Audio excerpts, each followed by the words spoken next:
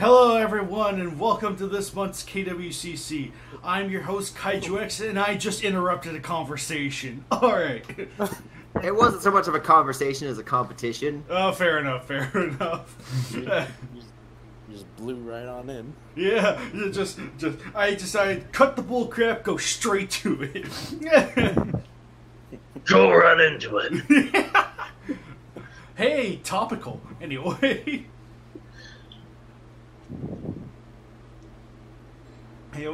with me here, I have GrayShot151, Joe. Greetings, everyone. Alex, and newest addition to the KWCC lineup.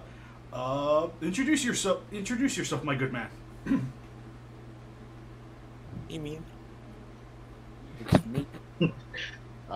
It's Ultimate Ditto. Yeah. I'm professional. Yes. Ooh. That went better in my head. I know how that is. Everything always is better in the head than it is in real life. Anyway. So, yeah, we have Ultimate Ditto here with us. For those unfamiliar, Ultimate Ditto is also known as Landon Soto. He has created banners and matches for the KWC. Yes, I would definitely also say that Landon has done some exemplary work, especially with his banners. His banners, I would say, is definitely your strongest department by far, especially with some of the ones that have been made as of recently, like the one that is unannounced, the competition on the sites. Yes. Mm-hmm. What Gray Shot is saying is that never write again and just stick to banners.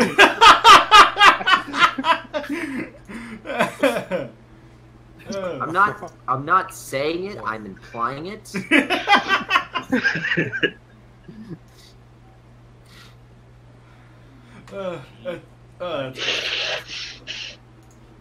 Alright. And once again, going right into it. I think we actually have some new KWC and KWCE stuff to share. Right? A lot of them, I think.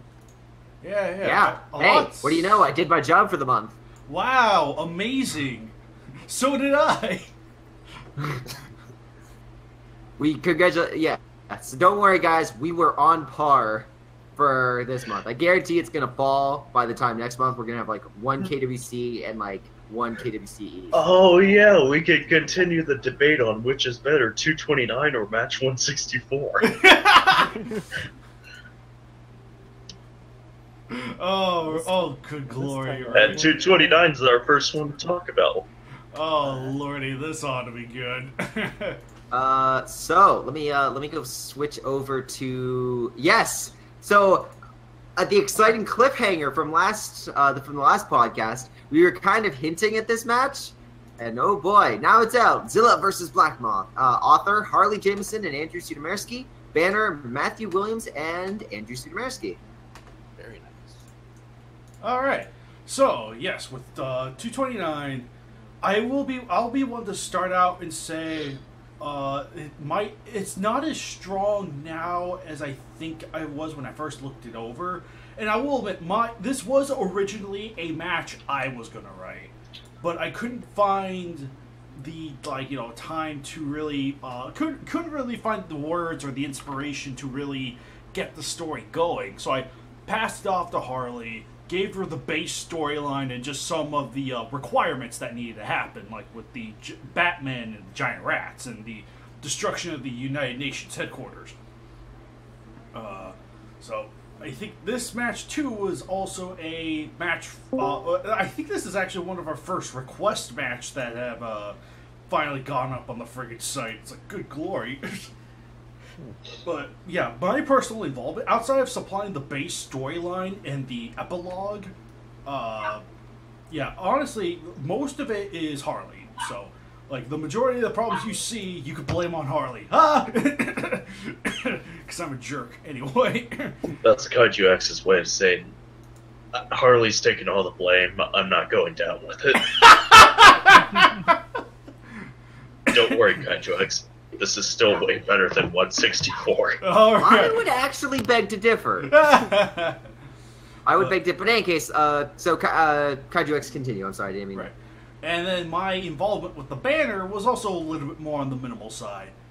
Matthew Williams, Soul Godzilla, you did a great job with the banner. I just simply added, because I had a slightly different vision with mostly the rats. Like, I upped the count of the Batmen and the rats. So, I think my personal biggest contributor to the banner are all the rats swarming on Zilla's body. As you can see, like, right there in between the UN Tower and Zilla. Like, all those rats. That was me. But other than that, like, yeah, honestly, really, really good job with the banner, Soul Godzilla. Good job.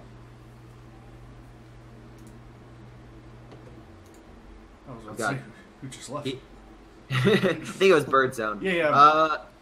But yeah, no, the banner's great. I will not deny that part of this match. The banner is my favorite part. So, and as you might have also guessed, it's also a very loose homage to the Godzilla '94 script, where the American Godzilla, Zilla, fights a griffin creature, Black Moth. There you go. That's neat. Touche. Would you guys mind if I started off with the... Go right on ahead. Rip into it. Again, banner part is my favorite part, with the specifically Zilla. I love how Zilla looks in this banner, and Black Moth looks equally intimidating. Also the introduction of the sub, the water effects look great. The fire, everything in regards to the banner, I quite enjoy. The match itself felt like if you were to take... It very much felt like if someone wanted to do a long, like kind of like a match like my own and just got the bullet points down and then kind of just kept the bullet points as the match. Because it felt like there was a lot of stuff going on that should have either been explained further by like twice or maybe 3 times its length, or it felt like it went by so fast that it was like whiplash. Because some characters were introduced and just disappeared and like, what? Some characters show up for one scene and you're just like, who is this person? Why do they signify? And the whole and my last point is specifically with Ford. He kind of just feels like a plot point thrown in just to give a little bit more humanity to Nick, but there's no building to it. It's just kind of like he's thrown in. Hicks is like, yes, this is my team. Did you meet this guy? This random guy out of the bunch of 7? This guy's pretty awesome. And then Nick just is like, yes, random guy number 7. Good to meet you. I will discuss with you my connection to Zilla. So I think this match just kind of suffers from it wanting to have. It has a lot of great ideas, but just not fleshing them out nearly enough. Then why'd you post it on the site? Why did I post on the site? Because as others said, it's still a good match. Like, people still like the match. Like, people still enjoyed it. That's my biggest flaw, and I understand that's a problem for myself, as I'm a person that has ridden, 146, 164. So, for me, it felt like... Whoa. We never said we had a problem with 146. We just had the problem with the other 146, 200, long-standing matches where you can let the characters breathe, build up the characters. We didn't have a problem with 200 either. Just 164, anyway. The one thing I will say about 164 is 164 is overstuffed. It's too much. There's too much characters, there's too much letting it breathe, there's too much, and there's not enough action. This one kind of felt like, I'd rather have too much food than not have enough, because this just left me wanting more and kind of felt me like, eh. But that's just me. And personally, I feel like that is just because I've ridden long-standing matches, and that's just my preference style. Oh, right. So that's where I make it out. I will say the Zilla versus Black Moth fight is engaging. But I will also admit the last bit did catch me off guard. Like, wait, Zilla died? It's like, what? Yes, that is why this match is good. Just that reason. It's like Alex should like rip into it for all the flaws it has, but then he'll just say, "Oh, it's a good match because it killed Zilla." Yes.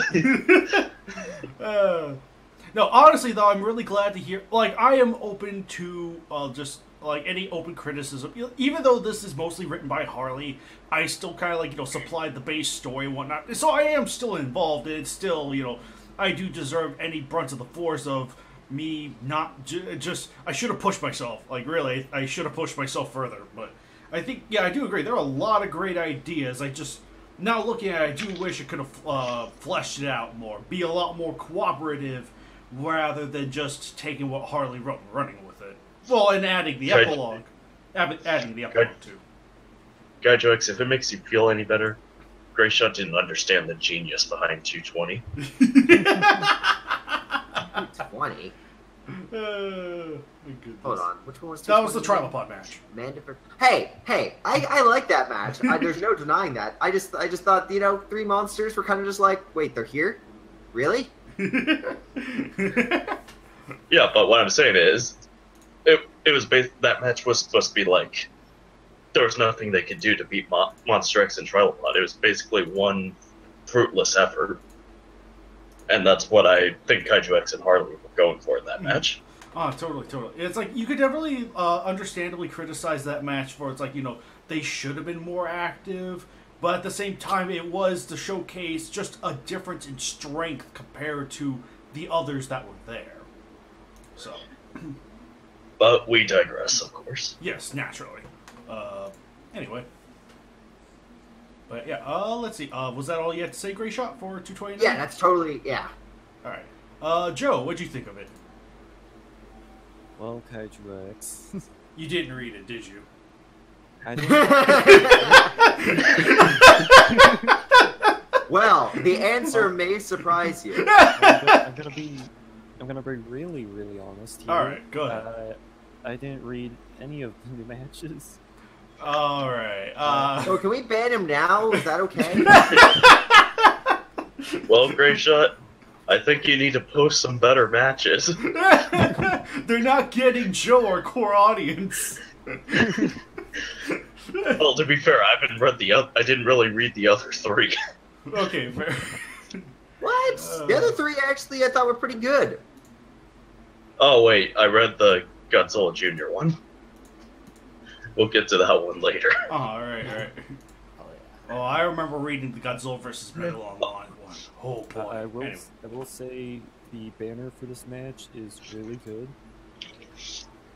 And I noticed it's also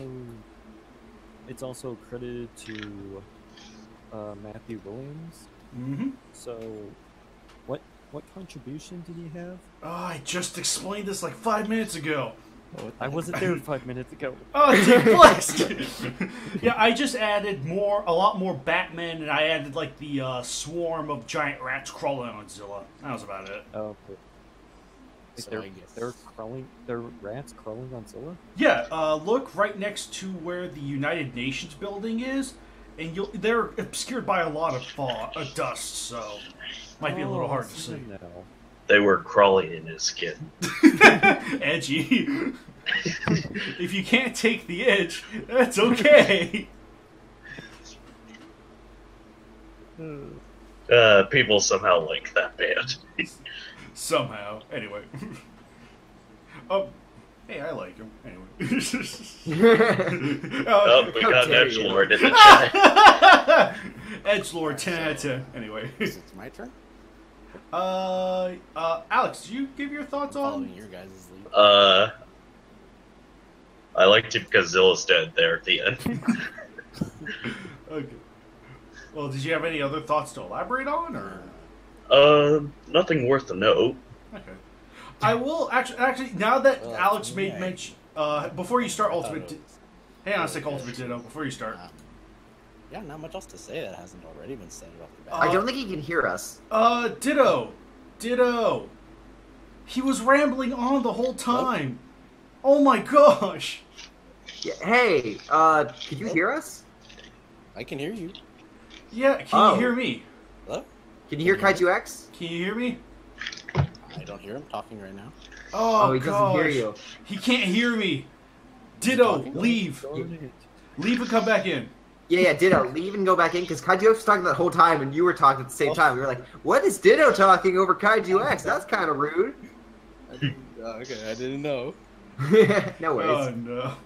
Okay, I'll Wait, grab Kaiju is here, right? Uh, The answer will not surprise you. can you hear me? Can you hear me? Yes, I can hear you now. Okay, thank Okay. goodness. All right, so Alex made mention of like, oh, he liked the match because Zilla died. That was actually kind of one of the biggest inspirations for the match. Was that spoilers. Black Moth wins, and the subversion of I think when we said Zilla died, I think we already figured Black Moth won. fair enough. No, No, the military one. no. The real winner was Ultraman. Yes. But no, yeah, the actual subversion of expectation here was killing off the animated Zilla. That was kind of one of the biggest, like, inspirations when writing the match, was the fact that I wanted to kill off the animated Zilla. Because don't get me wrong, Zilla has lost, but how often is it that let's put it this way, how often does his animated counterpart lose? GVZ walks in, never enough. Yeah, that's kind of the point. It was like, animated Zilla, don't get me wrong, for me, all the right reasons, doesn't lose that frequently. And don't get me wrong, I see why. But I wanted to play just a very different, I just wanted to play something a little different of being like, oh, it's animated Zilla, he's gonna win or he's gonna live. No, killed, dead, good.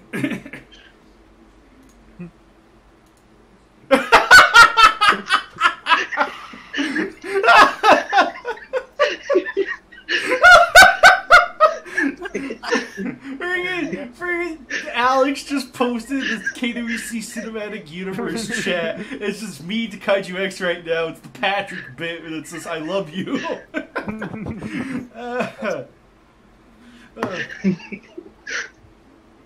Lord, that's rich. That is rich. And plus, well, Black Moth hadn't won yet, so for me, much like 153, surprisingly enough, it was just two birds, one stone. Black Moth hadn't won, animated Zilla hadn't lost, or Zilla in general hadn't lost in a while, so there you go. Alright, now we can continue to Ultimate Ditto. Okay. Alright.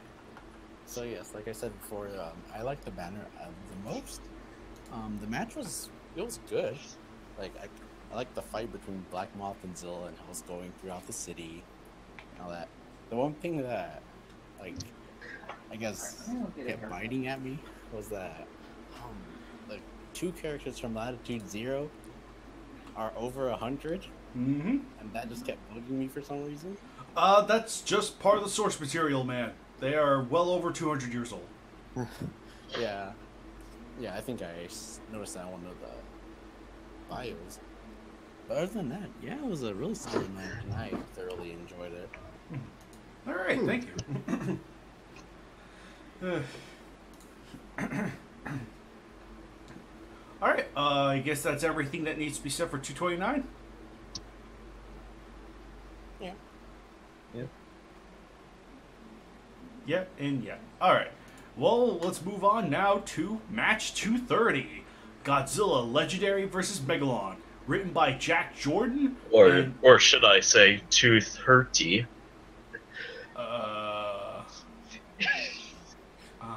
Okay. All right. Anyway, author Jack Jordan and banner by the sorcerer of dark magic himself, Jackson Morris. Yes. So, fun fact: this is actually the start of a month-long. Well, at least it's going to be. Grisha, speak up, damn it!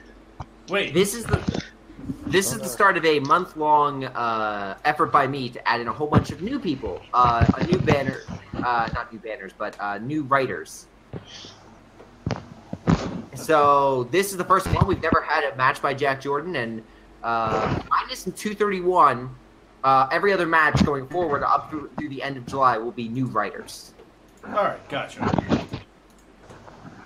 Birdman, stop flapping Birdman, you're flapping your wings again. Shut up. All Alright. Vietnam.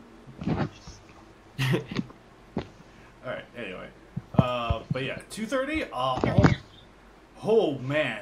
I remember receiving this one. My mind was freaking blown. Like, oh my goodness. This was just a stellar match beginning to end. Honestly. I'm like, wow. That was just... I remember I specifically requested to Gray Shot, hey, get Jackson to make the banner for this one, because this is just way too good for any of us.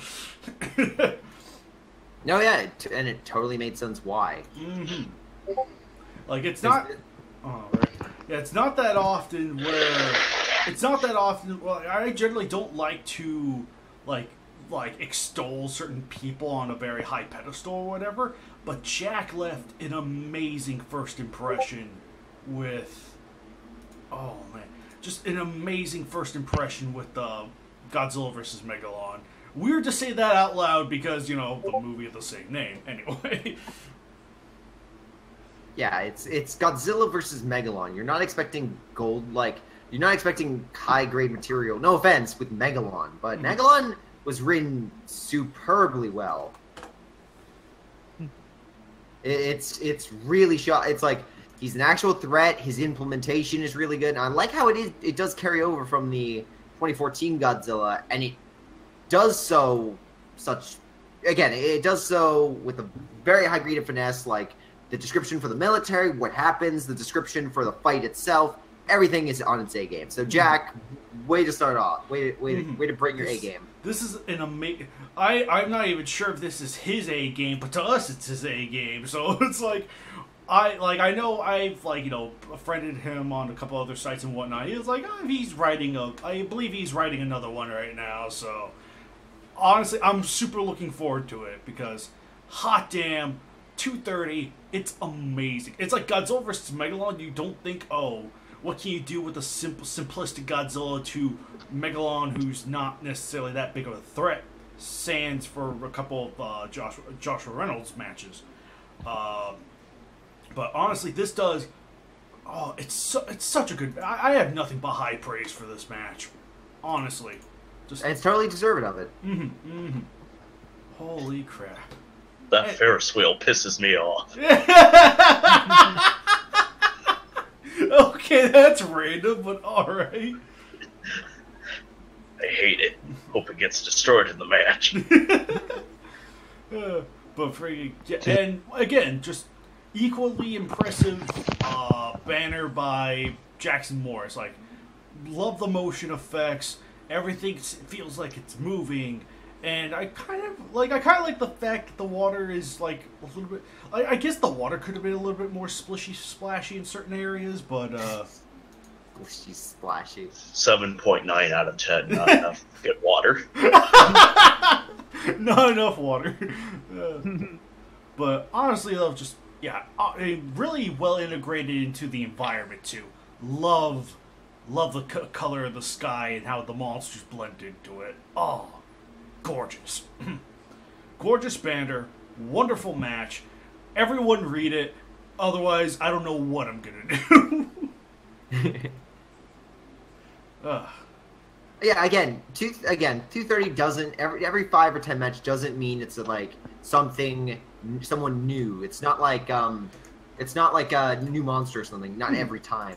But in this case, it's just a very well-written match with a fantastic, with a lot of fantastic, a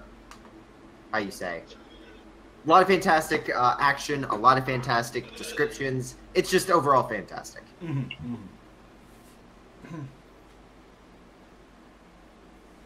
All right, let's see. Well, since Grandpa Birdzone's here, did you reach match 229 or 230? So what's the question? I wasn't listening. Did you read matches 229, 230? I read them, yeah. Alright. Let's just go over really quickly. What were your thoughts on 229? Just be quick.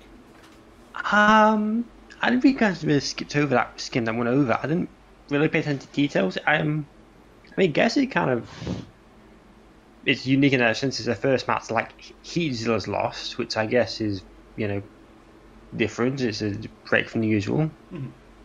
Apart from that, it's got the start of a good story going. I have to see where it goes with sequels if they get any, but it was all right in my opinion. All right, that's good. Did you what? Okay, now let's elaborate more on 230.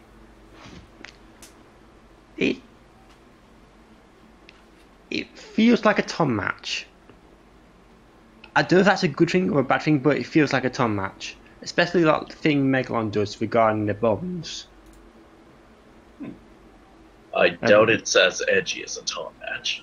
Yeah, it's not edgy, but it's still something in his style-ish.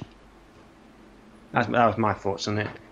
I liked it, yeah. It's predictable, Godzilla winning, but I'm sure he'll get his loss eventually.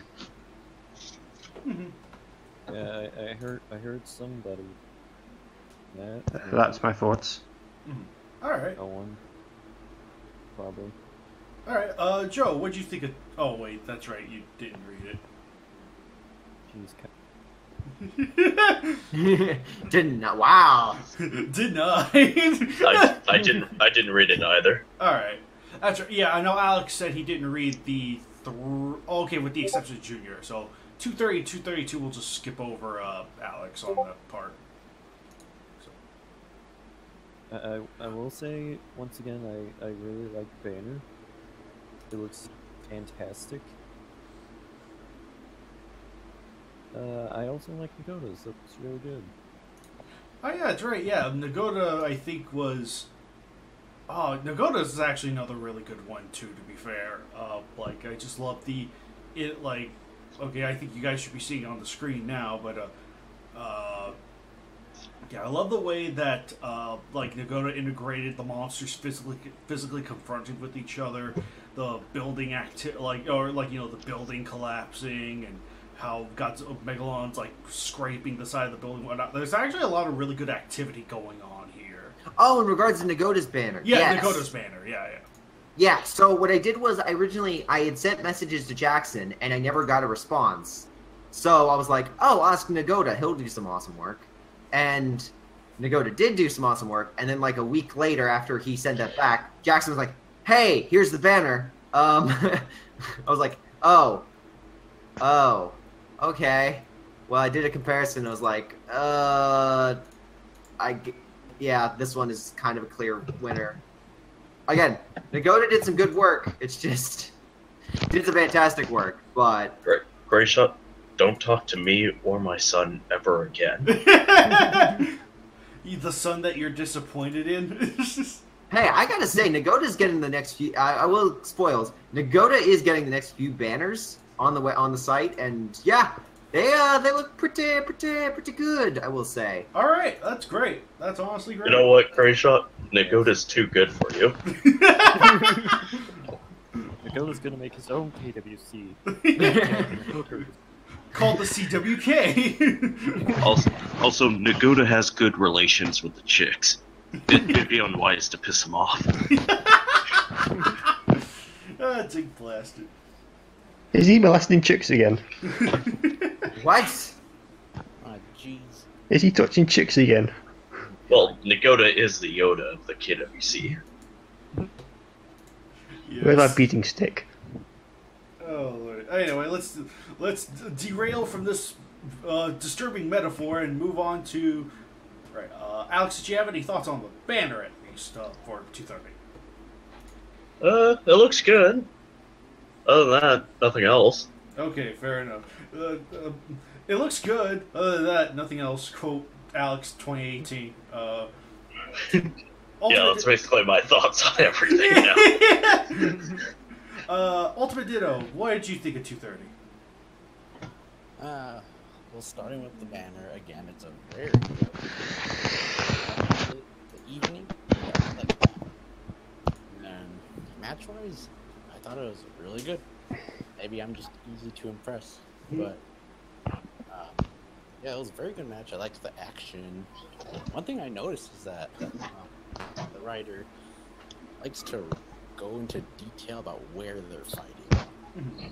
like he'll throw in the name of a building, or he'll like names of different landmarks is something I noticed. And I thought that was pretty helpful.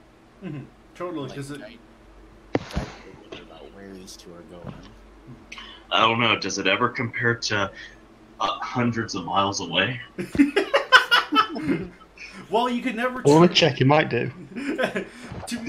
to be fair, I don't think hundreds of miles away could ever be surpassed. But I think having a lot of detail really, because once again, prose literature in general, you need a lot of words to build the city in your head.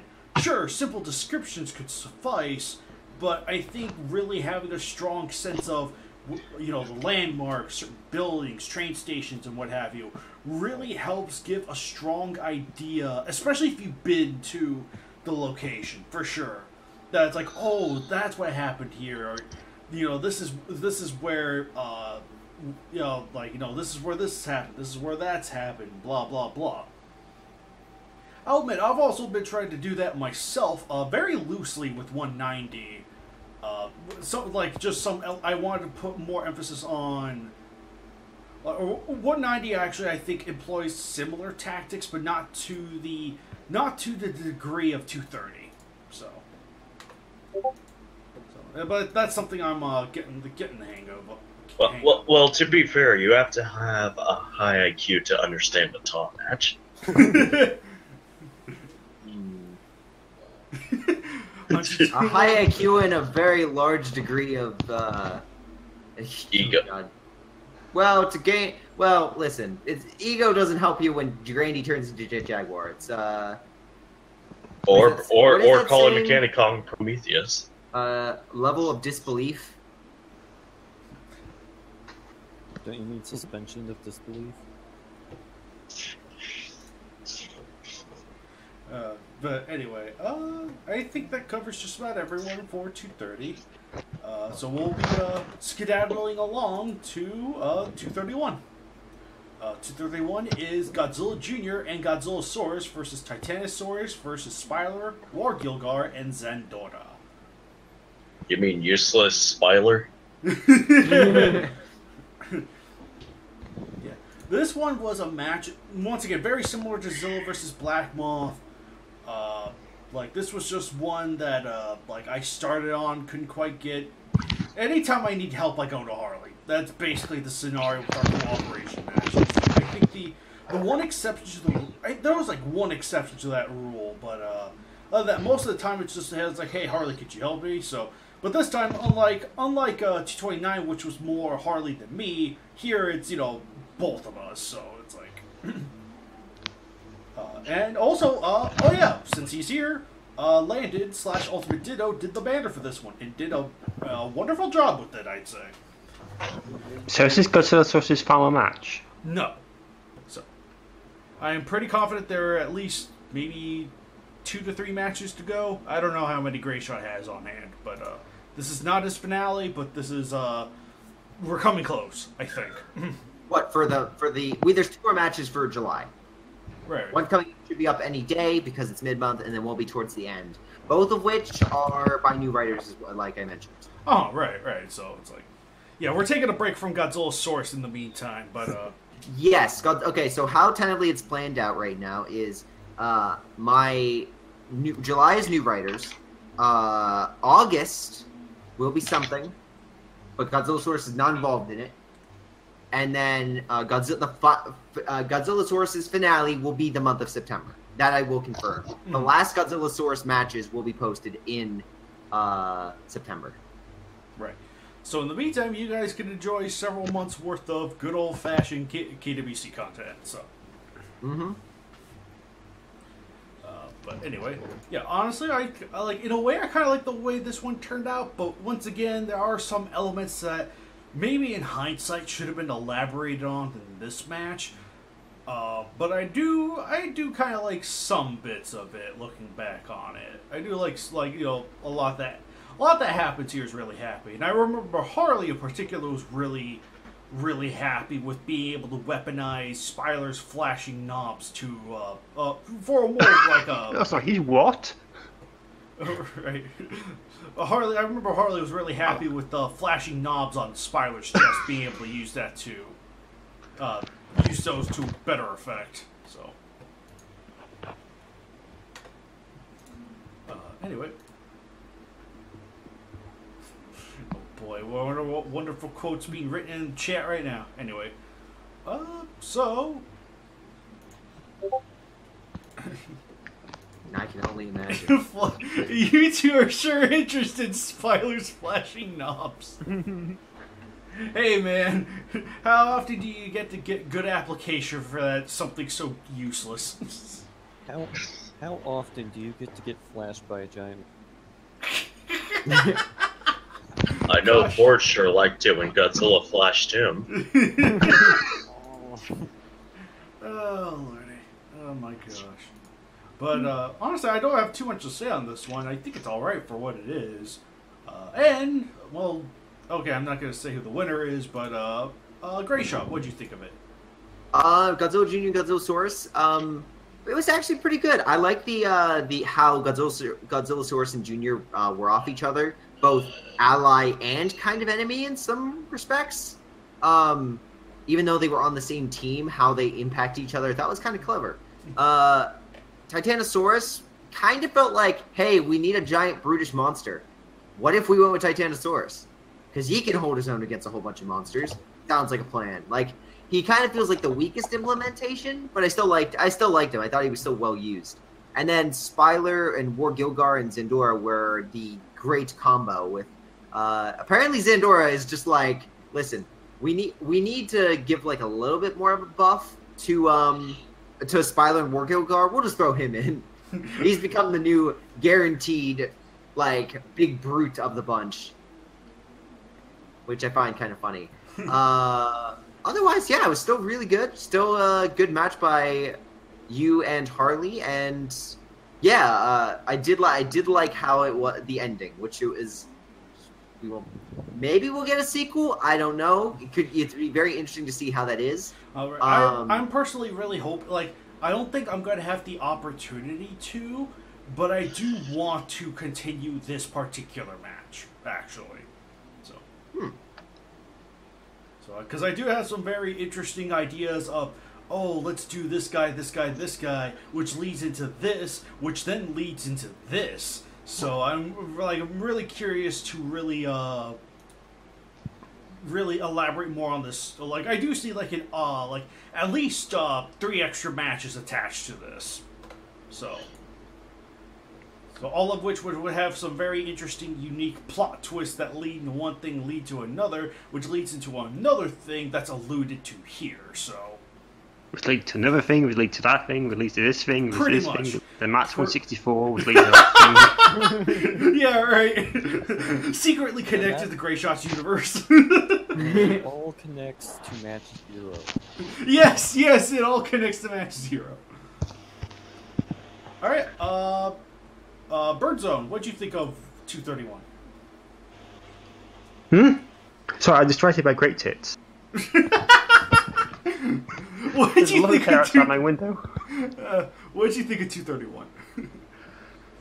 Again, I'm wanting I kind of skimmed over it. And I guess the team up between Jim and Godzillasaurus was it's a bit strange pairing, but interesting is right. Again, and like the use of Godzillasaurus' radiation absorption power was nicely used here. I'm kind of wondering how someone actually use that in the mats. Well, can't really say offensively, but in a way, and yeah, because they have succeeded with that here. It's.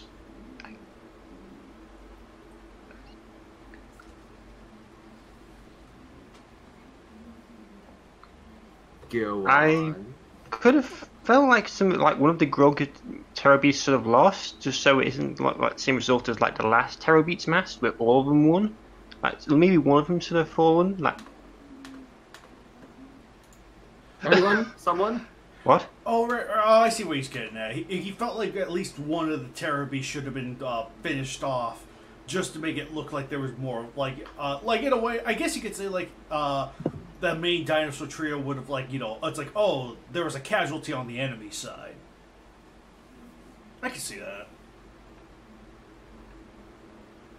But Terror Beasts I can don't... see this well. Right. But the Terror Beasts don't get enough wins, so it's like, yeah. So. That's all I had. But yeah. Anyway. All right. Joe. Right. You didn't read it. Alex. Right. Well, I like the banner. Okay. That works. Alex, we'll just rephrase from that other quote you said about everything's okay and whatnot. So cold. Ultimate. Actually, I was gonna say. Oh, go ahead. Oh yeah, that's right. You did have comments to say about 231. I forgot. All right, go ahead. I'll be honest here. I didn't really care for it all that much. It kind of felt like a typical match from the Tom and Christian era. Like the majority of the matches where the Kaiju are just there just to fight, but kind of not a whole lot of story to it. That's kind of why I didn't really care for this match. I mean, if you're looking for a fight, then yeah, you'll get it. You'll get your time's worth.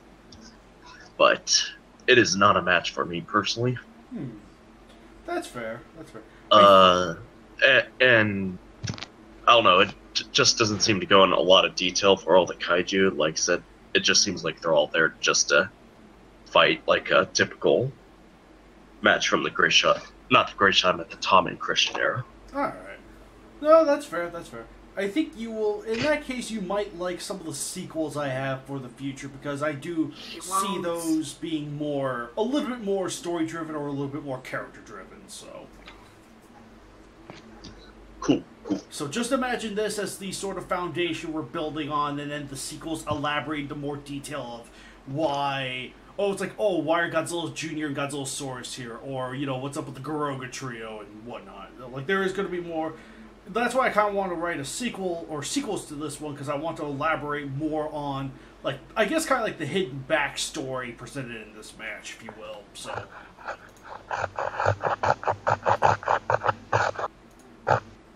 Stop jerking off, whoever that is. That was Birdman.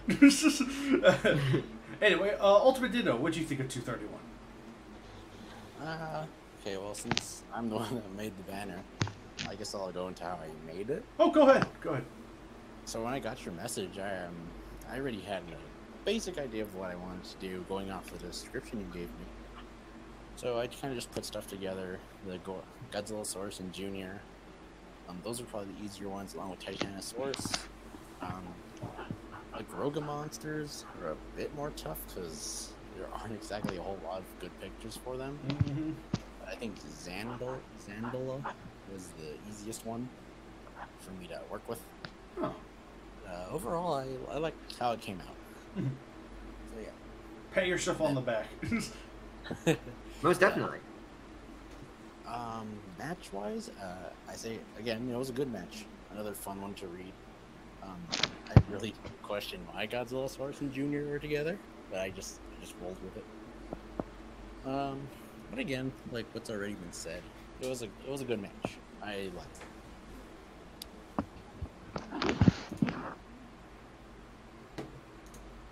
That's it for me. Alright. So, with that said, really happy to hear that. Now we can move on to the most recent KWC of this recording, Match 232, Monster X vs. Muto, by Anthony James Velez, with the banner by Jackson Morris. Who? Just some guy. But anyway, I guess this is probably one of the few, email receipt submissions you've gotten, Grey Shot. Okay, so I'm going to explain this guy. This guy I get, again, he's very nice always, but I get messages by him all the time, and I'm like, yes, there is a forum, and you submit that way. Hey, I'm just going to drop my match off this way. Email. I'm like, god dang it. And most of the matches... You should kill him. No. Really? No, I would not do that. But he seems like a very nice person. But yeah, he just is like very determined. I was like, okay, well, this actually works perfectly with the match, because you'd always ask me. He always sends me questions and whatnot. And this match, I will admit, he is very much a new writer. He's not the strongest when it comes to his style. So I essentially, when he sent it to me, I'm like, well, I sent it to Birdman first, and then I was like, okay, there's still a lot of work that needs to be done. So I went through and I updated it, and yeah, it was it was a bit of work, but I liked how it came out. I think he had a lot of good proponents with like Monster X and the Mutos, how they worked off each other, and the eventual ending I liked. I did have to interject a few things, like, for instance, it's a big no-no. After Joshua, if Kaiser Ghidorah is transformed, there has to be a reason, like Burning Godzilla. There's a reason why Godzilla can turn into Burning Godzilla. It's when he absorbs a whole bunch of radiation. So there had to be a reason why Kaiser Ghidorah shows up. So I kind of had to do that as well. I had to give a reason. Or at the very least, well, I mean, Kaiser Ghidorah, to be fair, I don't think was really triggered by anything. It was just... wasn't it triggered by the Kaiser giving him his energy? If it was, we never saw it. So Yeah, it was I different. think It just kind of happens. Like, you could look at it that way, but it's not to say that was the intent. It was actually, if that was the case, I'll check. It's actually, go check. Yeah, I'm pretty confident Kaiser Ghidorah just transformed out of the blue. But I thought I read somewhere, and this Yeah, is my I'm pretty sure it's in his TK bio. It says something like that. yeah, hang Yeah, on a second. I'm let me looking get at that by. real quick. Monster X. Because I'm not crazy. Like, that's... Yeah, let me I'm just see. going at the movie showing us. Well, it's shown as because the guy dies screaming in anger, and then all of a sudden he transforms. So I always thought there was a connection. All right, there might be. You're not wrong, but there's no clear connection if that's the case. So I don't think, like, the Monster X transformation, I think, is just like what we get on screen isn't much. It's just a matter of interpretation. Oh, then that might be... I thought that's what we agreed upon, Kaiju X, as well, but... Right, but I think most people think or agree that X just does it. Like, he can just do it. right, he could just Kinda like transform like that. Yeah, out of, like, spite, he's like, well, okay, I'm dead. You all are gonna burn by this guy. Right, and then if you want to go off of the comics, I know Kaiser Ghidorah can just transform back and forth between Monster X and Kaiser Ghidorah at will, so...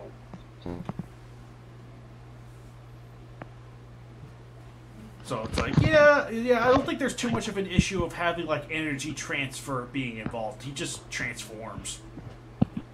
So, Yeah, so I guess it could be a bit of leeway, I guess. right. But, I mean, an explanation is neat once in a while, so it's like, hey, doesn't hurt. Oh, yeah. But, Okay, touche.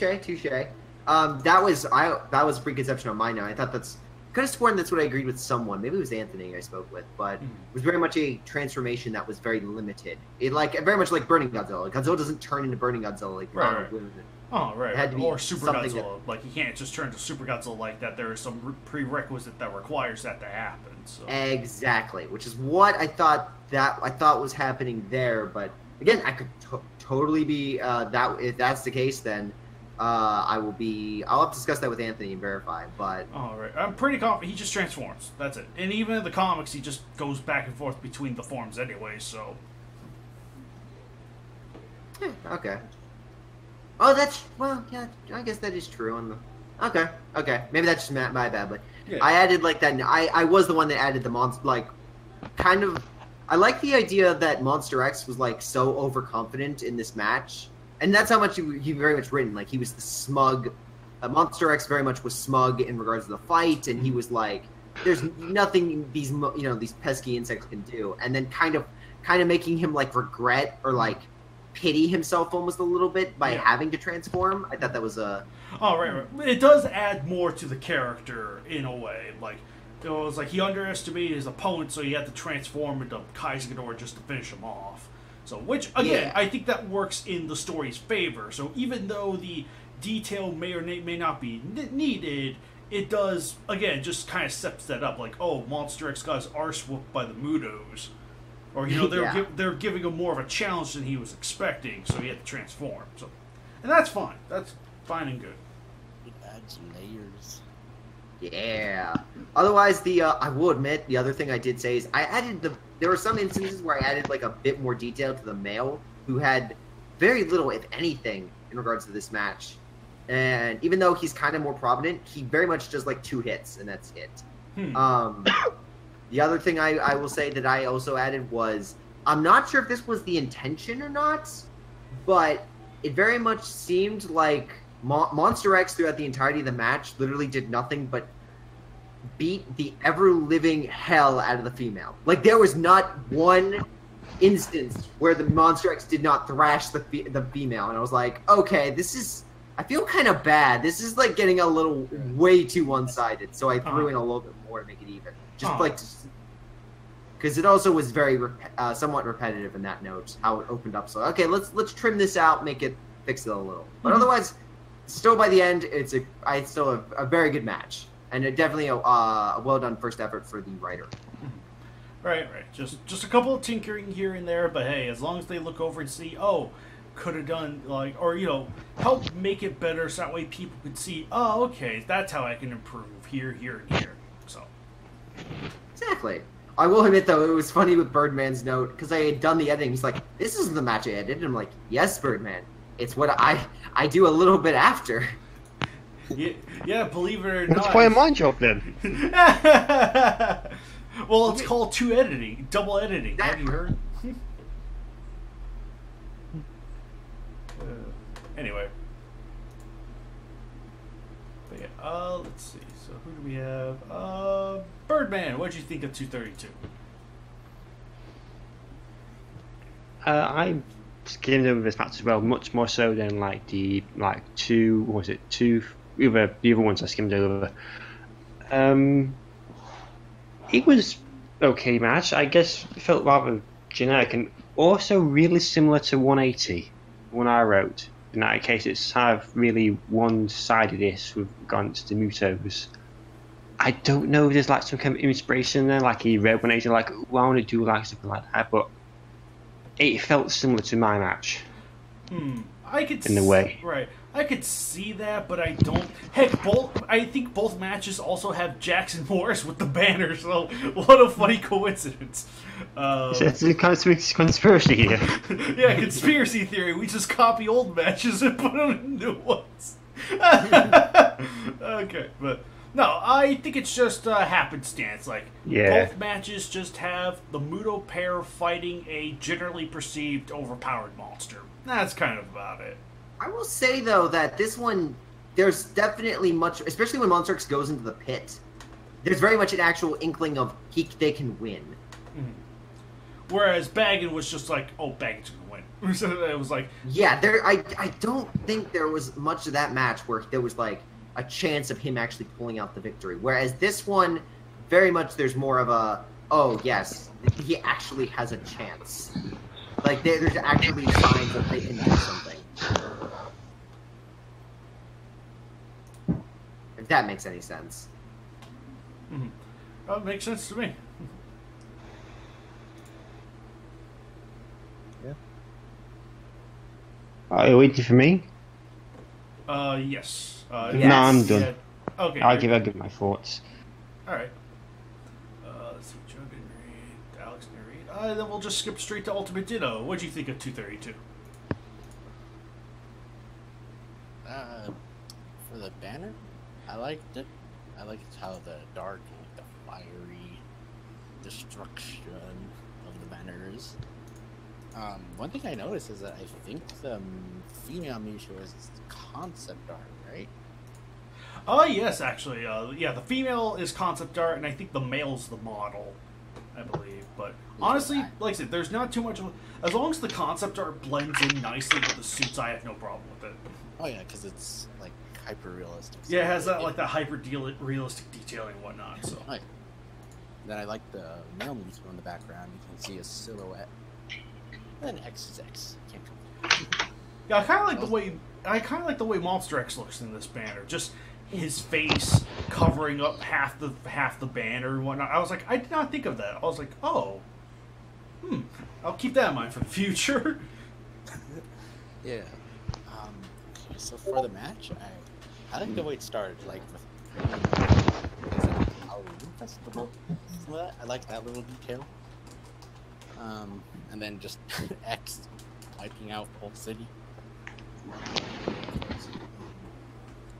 The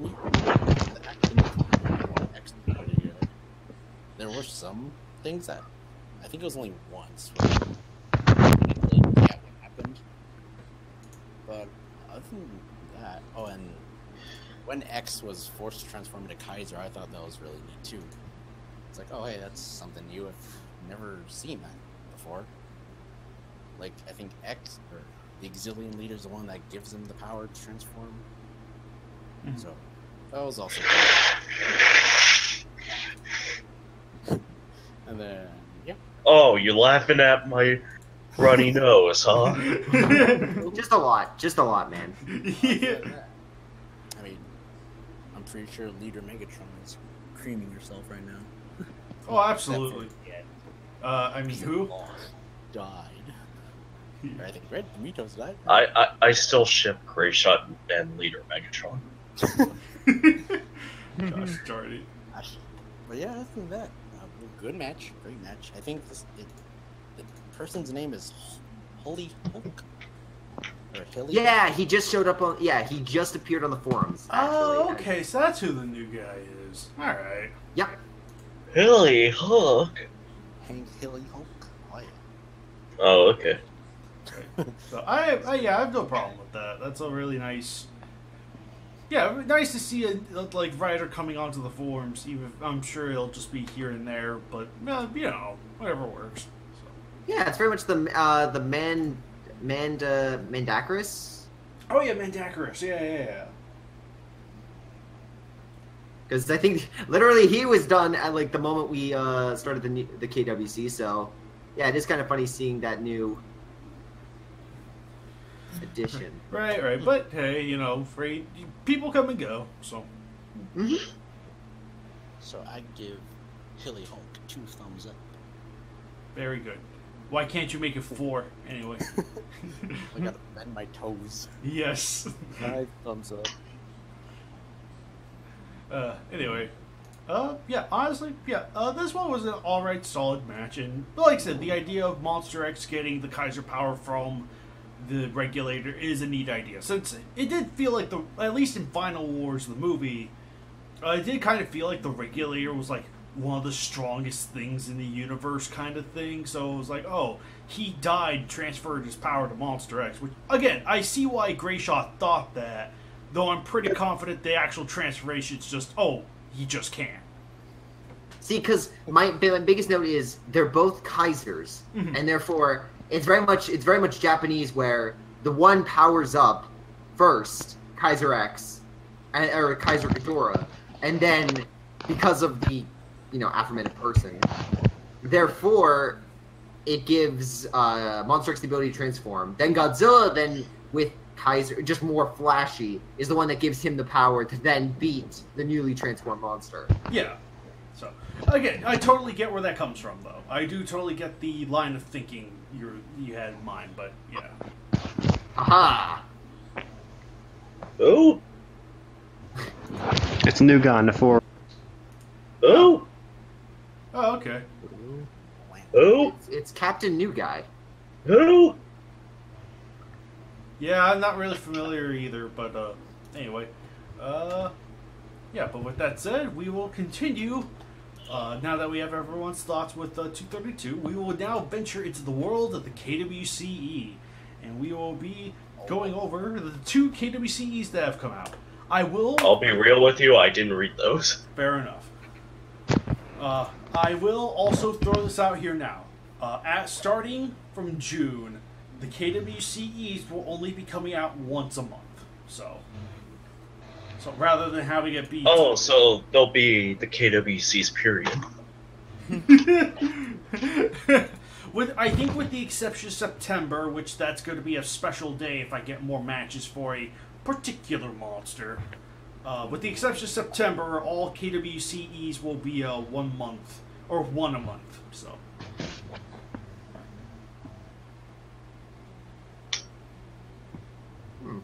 Very interesting.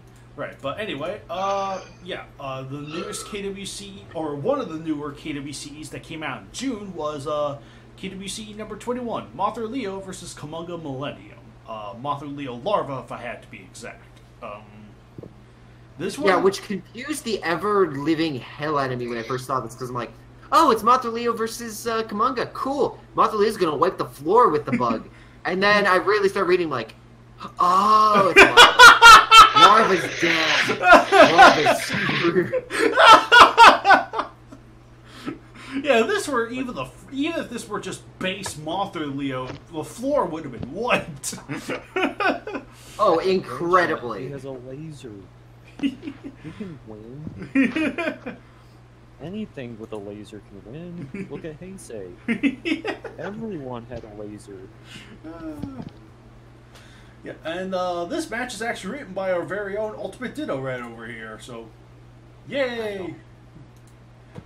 Anyway, I will say I liked the match itself, but I did have to do a ton of editing. There was there was a lot of editing that even I, the imperfect mortal that I am... KWCE's right here. You don't need to insult the man.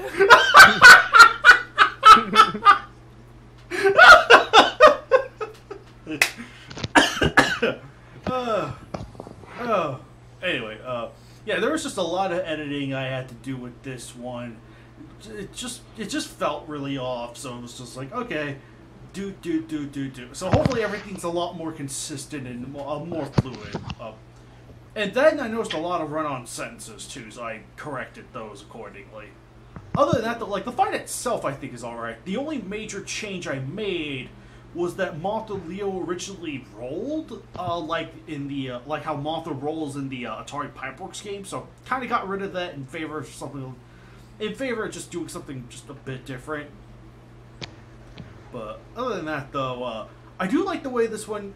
I do like the fight between the two, and I do like the way it ended. So it was just kind of like a very interesting, I wouldn't even say it's a dour ending, or a downer ending, with Mothra Leo, Larva Leo. I'll be specific. Larva Leo being killed by Kumonga, which honestly it's a really strangely refreshing change of pace. So. Thank you. I think the idea for this match came when I was just on YouTube. All these things called bug wars, so just bugs fighting. I was like, they're pretty neat. Who should I pit up against a spider? And then Leo Larva came into mind. I was like, oh, that'd be neat to just have them two fight and potentially kill Leo. So. Right. This feels like the match 229, where it's like Mothra Leo either, if he loses, then it's like he doesn't die per se, but here it's just like, oh, just kill him. Kill him, let the world be doomed by Descadora. Here, I gotta go, guys, with the phone call, but I'll be, Alright, yeah, see you in a bit. See ya. See ya. Kumonga will save the day. How will Kumonga deal with Descador? Find out next time on the KWCE. Alright, now that Grace He's is back taking a here, phone call. we're gonna Grace was unleash... Cobra for doing drugs at Denny's. At Applebee's even. Now that Grace Shot isn't here, we're gonna unleash a horde of Kumongas on him. Sounds like a solid plan to me. And then we're gonna meet behind the old Chuck E. Cheese with baseball bats and beat him up. Be careful what you say. All evidence everything you say will be used against you in the court of law. Anyway.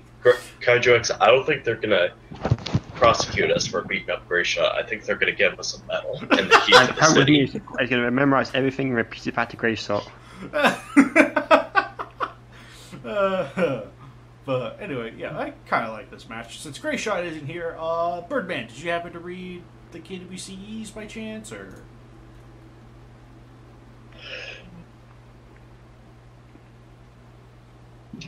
I'll take that as a no.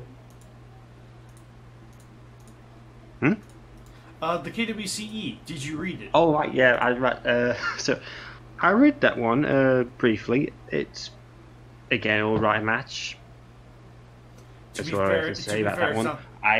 wasn't that much interested in it. I kind of skipped over it. All right. He's right here, guys. You don't need to insult the man. Oh yeah, sorry, I didn't like your work. Dang, dude. Next time I force myself to like it harder. Fucking savage. Damn, dude. Brutal honesty. Alright, anyway, okay, so I guess that's just all you really had to say about it then? Or... Yep.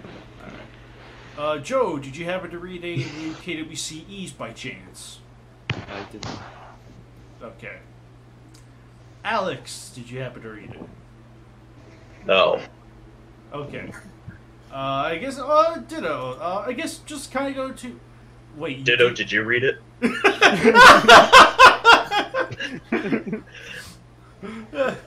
Okay.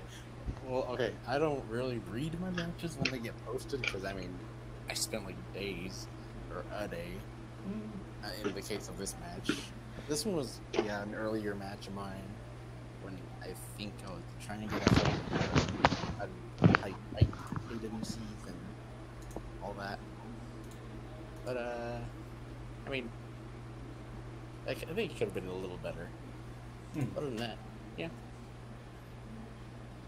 Alright. Yeah, that's right, because you already gave us the reason why, or what inspired you to write and whatnot, so I was like, yeah, no real point going over it again. Yes, but I will add that the Mothra rolling was from the Unleashed the Atari. The video games, yeah. I saw that, and that just did not sit well with me for some reason. It's like, yeah, don't get me Dude, wrong. why don't you choose something from the new package? Yeah.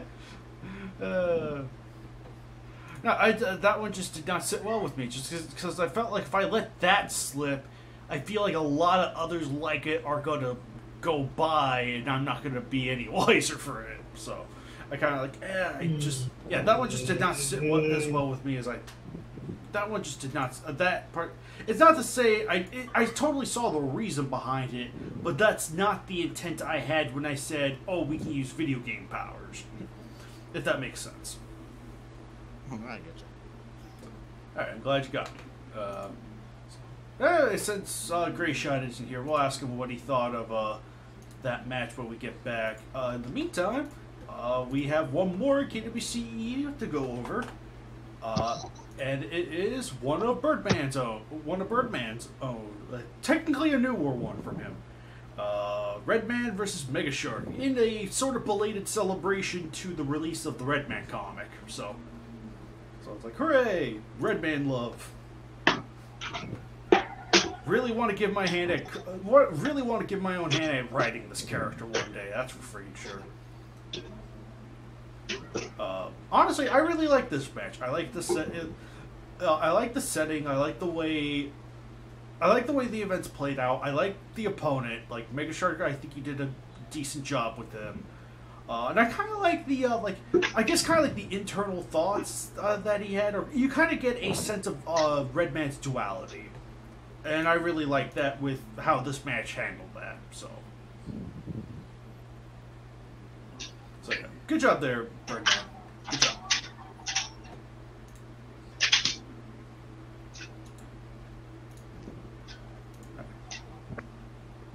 Birdman, did you have anything to elaborate on with this one, or? Maybe I'm trying to recall. I can't. Nothing comes to mind now. If anything comes to mind, I'll bring it up. I think you just skip it for me for now. Okay, skip you for now. All right, gotcha. Let's see. Joe, did you read match 22? I didn't. Okay, no. You did or didn't? I couldn't hear you. No, I didn't. Okay. Alex, did you read 22? I didn't read it. Okay. Ultimate Ditto, did you read 22? Yes, I did. Okay, can you give us your thoughts on it? Suck. No, I'm just kidding. It was really cool because I remember reading the trailer for this way back, I think, and I was wondering when this match was going to get posted, and I'd say it was worth the wait. I liked it very much. One thing I found weird was when the water like flooded the city and how Mega Shark was able to move through the city. Like that must have been a lot of water, or unless Mega Shark is scaled down in this match. That was kind of hard for me to visualize. Have you never seen a shark flop on land before? No, but like the way I think it was written, like Mega Shark was like zipping and zooming through the city. Like it was kind of hard to imagine with like shallow water. Like, how are you missing him, Red Man? He's right there. But yeah, speaking of Red Man, I did like the whole his mentality. He cares about Earth, but not the people. Kind of like, I don't know how to explain. Like, I guess like you living in a house and there's ants in the house. You want to keep your house clean, but you don't care about the ants, or like something like that. But overall, I think it was a good match. It was really cool. All right, Birdman. Do you have any other thoughts come to mind, or? Didn't you make a banner for this one, Ditto? Oh yes, I did. I think it was way back in. Yeah, way back you made a banner for this. You should have shared it in the forums. Anyway. I think I did. I think it's in like, what is it? The KWCE trailer thread? No, I think I posted in the. No, okay, the banner thread. Is it in the banner thread? It might. I'm pretty sure it is. Which banner thread? The main one, KWCE one. Okay, KWC one. Banner. Yeah. Okay, banner artist thread. What page? I mean, I'm not sure. I think it's a bit early on. Not early on. The 15 maybe? Around the teens.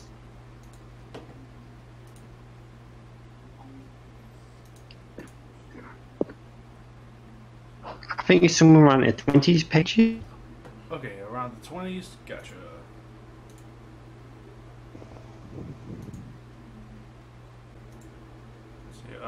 Yeah, sorry for the silence, everyone. Everyone listening, just trying to look for this legendary aforementioned banner made by Ultimate Ditto here. I'm looking through the pages in the 20s right now. Just play the Jeopardy music throughout this whole thing. Yeah, right. Ah, crap. Oh, I haven't seen.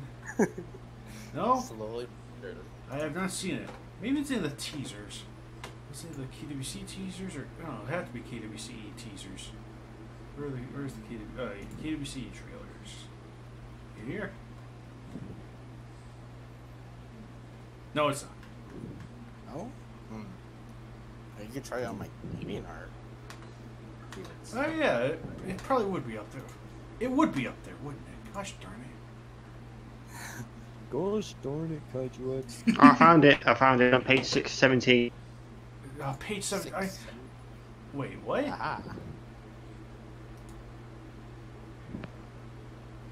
I knew it. Fucking knew it. Oh yeah, there it is. There, that's right. This is the one you made with Vanilla versus Destroya. That's right. Oh yeah, that's right. Found it.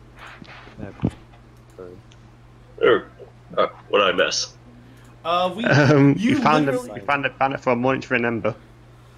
Yeah, we found that one too. Morning to Remember banner. Found a Oh, nice. Yes. I am ashamed. Oh gosh. But yeah, that's right. Yeah, No, that is a masterpiece right there. there it is. That's the best banner of the year. But yeah, the Red Man versus Mega Shark one's actually like really good. I like the way that one looks. Just could have used a city background as opposed to an island, but you know. Well, you could say it's the beach. Yes, fair enough. But yeah, I just pulled up a picture of a shark and. Because that's what Mega Shark is. Right, he's a giant shark, so no one's gonna notice. Especially with a lot of blur effects and whatnot, no one's gonna care. But then now we're gonna have comments that say, "But why didn't you use the real Mega Shark?" You don't find a good image of Mega Shark. Now PETA's gonna get on her ass. Oh no. Not them. They're gonna protest the KWC and the KWCE. How dare they?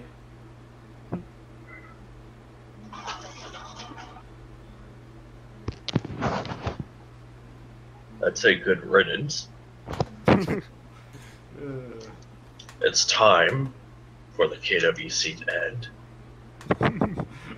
By the hands of Yeah, PETA. no, it'll come back eventually. Yeah, it'll come back. Everything does. Meanwhile, a new guy in the chat's like, "What the hell?"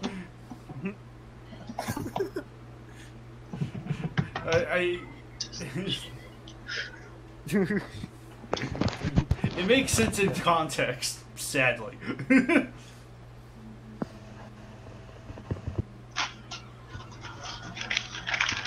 Alright, but anyway, yeah, freaking... I think that just about covers for the KWC and KWCE. So, wow, that was a lot to cover, actually. And if any of you are thinking those matches are stupid, don't worry, they are nothing as dumb as the two Ghidoras. The canonical two Ghidoras. Actually, speaking of,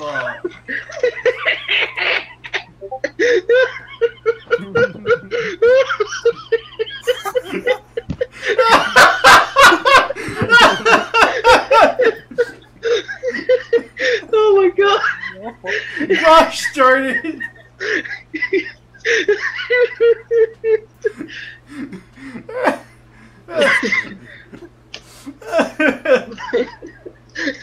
Oh my gosh!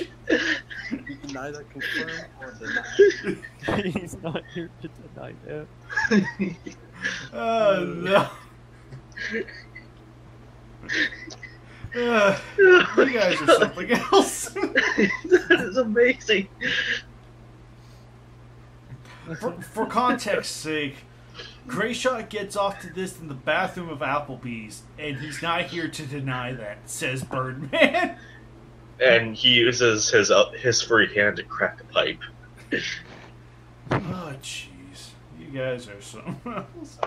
But yeah, I guess now that we're into the more free, kind of like the free territory, if you will, I guess the first thing that should probably be covered, we will not expect us to go over City on the Edge of Battle for the people that'll see it next month. So, just because we're recording this on the 15th, don't know what's going to be uploaded, but we're recording this on the 15th, so we're not going to be able to give our thoughts about that now. I could already tell you our thoughts. It's a huge disappointment. That's a He's very... not wrong. I've not seen it. I think it's disappointing. Well, the title of the movie is "Watch It and Be Disappointed." Round 2, Electric Boogaloo. Yes, the subtitle is "Read the book for the more interesting plot." The sad part is that's very true. Yeah. Oh lordy, but yeah, I think City on the Edge of Battle. We'll be talking about that next month for those that have seen it or that will see it. But in the meantime, though, I know there's been news cropping up for Godzilla King of the Monsters, the 2019 sequel. Yes. So honestly, I'm kind of looking forward to see what the 2019 sequel has to offer. Yep. Because that picture of Godzilla looks amazing. Ooh, the boy looks good. Yeah, I like the detail on the spot. You could already tell that they're in the whole entirety of Shin Godzilla. And the anime. True. Wait, what was that? There's more emotion in that picture than Jin or the anime. The sad part is I don't think you're wrong. But yeah, that picture makes me so excited.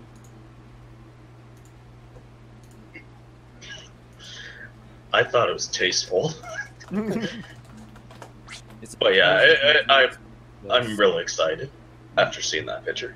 Oh, right. Because it's like, Yeah. I kind of like the fact that the base design isn't. It's weird for me to say this. I like the fact that the base design has like little no changes. Like, I have no problem with the dorsal plates growing out a little bit, which I think that's a nice little touch. So it feels like a natural continuation off of the what we got in 2014. So I'm super curious to see where he goes and how he continues to evolve from here. So I am eager to see what he does now, and to see if the theory of the whole electromagnetic pulse Muto thing turns out to have any of it real value or not. So that's going to be interesting. I mean, his beam looks a little different in this picture. Right, it feels like it has more force than. Yeah. Yeah, it feels like it has a lot more like force and power to it compared to 2014. Which, 2014 still has some nice push. So, really curious to see where this goes with 2019. See how much stronger the beam gets from here. Yeah, and then I guess also another news, since the subject of two Ghidorahs was brought up. It has come to our. Yeah, it comes to our. Are we not gonna talk about that Rodan thing? Oh, right. The Rodan thing. Yeah. Apparently, I've seen that Rodan model floating around, and let me just find it really quick.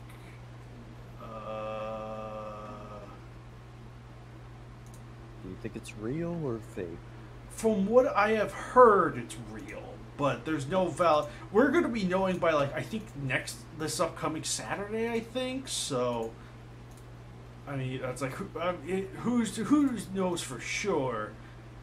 I haven't really heard anything much. I mean, I hear it's real here. I hear it's not. And it's like here, and here. And it's just like, oh. I mean, can't really say for sure what's real and what isn't. For now, we'll just kind of go undetermined. Also, let's look at leaks to potentially spoil the movie for us. Yeah! I can't wait to spoil a movie that I'm super excited to see. I know! Hey, why do that when the trailers can do it? Yay! Right, Jurassic World Fallen Kingdom? Yay! Yeah! Oh gosh! I got a bunch of Tumblr messages at once, and now they're just gonna hear this weird noise on the other side. Oh no! Oh no! But I think if the model, I think even though it's hard to talk about because we don't know if it's the final design or not. But let's just say hypothetically that it is. What do you guys think of it? It looks really cool. Right. Yeah, I'm actually this ain't even my final fourth. That's great. But yeah, honestly, if this is the final Rodan design, I quite like it. I'm a little bit more biased towards the more Showa-esque anatomy, but I'm alright with what's seen here. I do love the way the wings are. This one has a lot of very fine details. The head looks great. I love the way the back is armored. The wings look fantastic. Yeah, I just wish the body shape would have been more Showa, but that's a very minor nitpick. That's nothing to hold against the the design itself. So it's if it's that way, sure, go ahead. That's fine. If this is the final design, I do kind of like how it's hunched over. Mm-hmm. Yeah. I kind of like how the head looks very Rodan. It looks kind of like high side Rodan a bit. Right. But it's doing its own thing. I kind of like this new interpretation of Rodan. If this is the final design. If this is the final design. I'm completely fine with it. Right. Because the head actually looks like Rodan. It actually so much better than most fan art out there, which just makes him look like a pteranodon. But yeah, don't you mean Fire Rodan? Yeah, right. But yeah, it's like, yeah, there was just a lot of really good elements at play for this Rodan design. I particularly love the way the wings look, because it just has that, it's like, you know it has that feathery look, but you know it's not going to be feathery, so it kind of creates the illusion of him looking like a bird, but he's also not. Really love that. Really love that.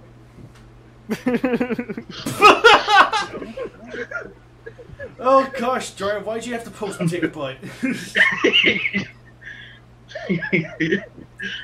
So, would Rodan fly with the dick?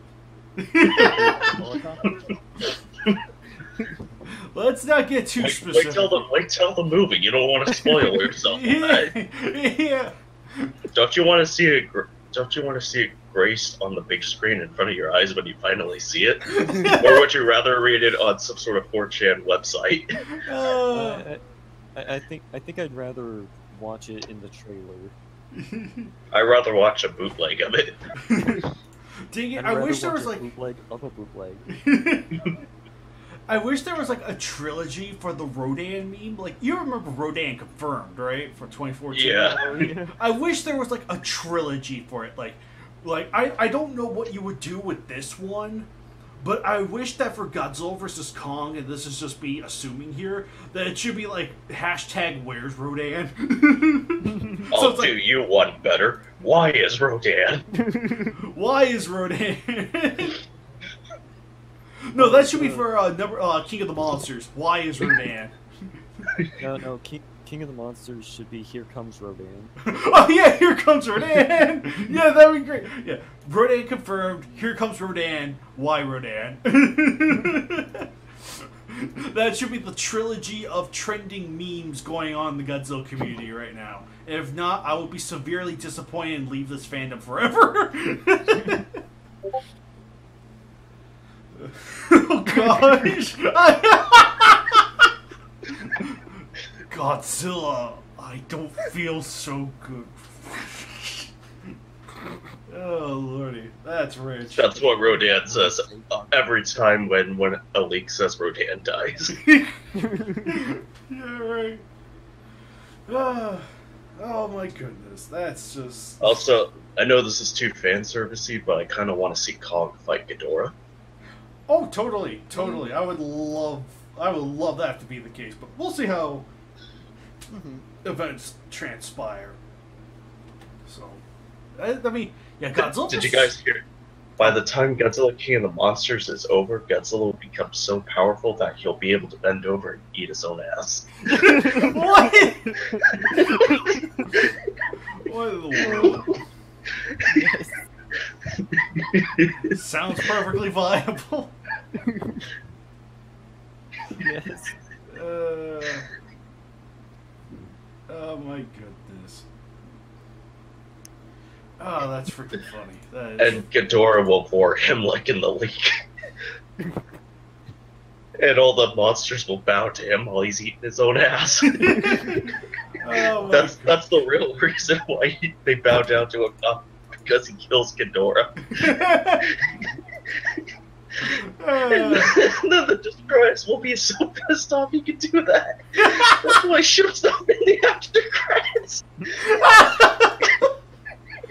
Oh my gosh, that's just...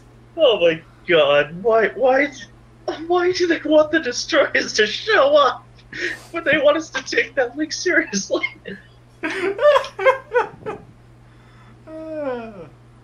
Oh my goodness, that is... Anguirus I can maybe buy, but Destroyer? Really? Yeah. Oh. I'll do you one better. Space Godzilla. Oh my goodness, that is just... If you ask me, the only two high-side monsters I could see appearing in the Monsterverse are Biollante and Patra, without feeling redundant to their original plots. Yeah, absolutely. I think Patra works for obvious reasons, you know, the whole counterpart to Mothra thing. So I think you could probably take like some elements of his design in a different direction. Like, you know, he's an electric moth. You know, he could conduct electricity or something. But Biollante is actually a lot more feasible option thanks to Skull Island. Like, Yeah. the idea of creatures being, like, you know, half plant, half animal is now a thing in this universe. So the idea of Biollante, genetic engineered experiment or not, being in the Monsterverse has actually increased significantly. Because now it's like, oh, half Godzilla, half plants, now a viable answer. So that's it. How that's handled is kind of a different story, but Yeah. It's simple. Godzilla will try to bend over to eat his own ass, but he accidentally eats a plant instead and vomits it out. oh my goodness.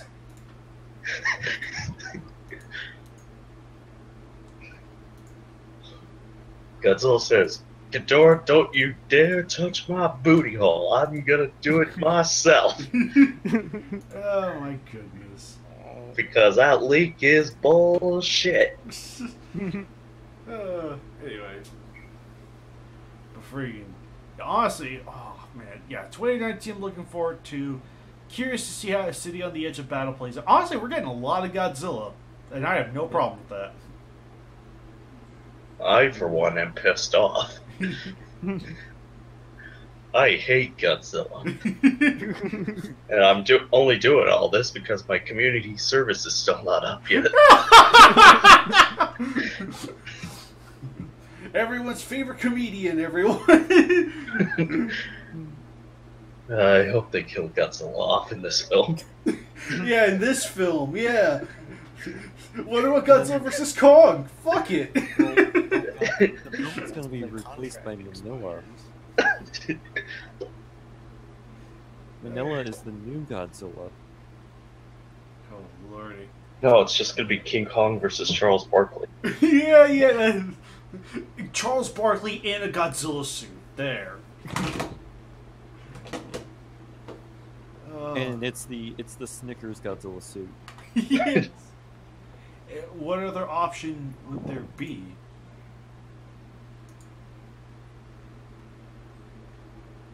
I wonder where that suit is. Oh, I'd buy that for the- $1. The Halloween suit. Oh my goodness. The fucking Halloween costume. Oh my goodness. Anyway, oh yeah, that's right. 2 Ghidorahs. That was the thing we were going to talk about because yeah, it's very interesting. Terrible. Right. It's narratively it kind of weakens it a little, but to be fair, Ghidorah was rather underutilized in the 70s movies, 70s stuff anyway. So it's just kind of like, You could still say that Ghidorah was flying in space after the events of Monster Zero. Oh, totally. The Nebulons found him go, oh, hey, we control you now. You have to guard our theme park now. Yeah, it was like 2 Ghidorahs was not wholly necessary. If this were a clone of Ghidorah created by the Gorogas, then I think that would have been more interesting. Because Now, it's did the Grogans actually say that they created Ghidorah, or are they just bullshitting? They I think they're weak after monsters. right after asking around, I think they were just bullshitting. So Yeah, I think that's kind of how I interpreted it. They were just lying to say, just to cover up the fact that saying, "Oh, we don't create weak monsters. That's silly. We created Ghidorah." Right, yeah. So, but yeah, it's just kind of like, yeah, it's like I don't think it's a particularly strong thread, like a strong thread to tie on if that was the intent. So it's hard. It does make interestingly enough, having 2 Ghidorahs does make the. This is just strictly a headcanon idea I've heard. Have you heard about the whole like 1970s Godzilla movies being an adult Minya? Or heard of that theory? I believe so. Yeah. Yeah, I think the idea of there being 2 Ghidorahs would make that theory viable, if you ask me. Oh, Grayshot has returned, and we pretty much covered like everything and everything. We're just talking about the whole 2 Ghidorah thing that was updated on Toho. And how much it sucks. To be fair, they do look distinct. Like going on back on, I was like, oh yeah, but I mean, it does make sense because that is an old suit, but Right. They Well, look the same. The only difference is that the Ghidorah suit looked terrible by the time we got to Godzilla vs. Gigan. that's how they explain it. It's like, yes, it looks terrible because of it's another one. yeah, I know. Despite the fact that Godzilla changes practically every film, so does that mean there are like 15 Godzillas? Every day, Toho makes me want to hang myself even more. It's Here's Rodan and Mothra keep mixing up the new Godzilla with the old one. Have I mentioned how much I hate Toho? just a little bit. Just a little. Just a little. Just a wee little bit. But when you say like two Ghidorahs, by the time they kill Ghidorah off and destroy monsters, by saying there's another one still roaming around, it kind of removes that closure you get with Destroy All Monsters, considering how that's the last chronologically.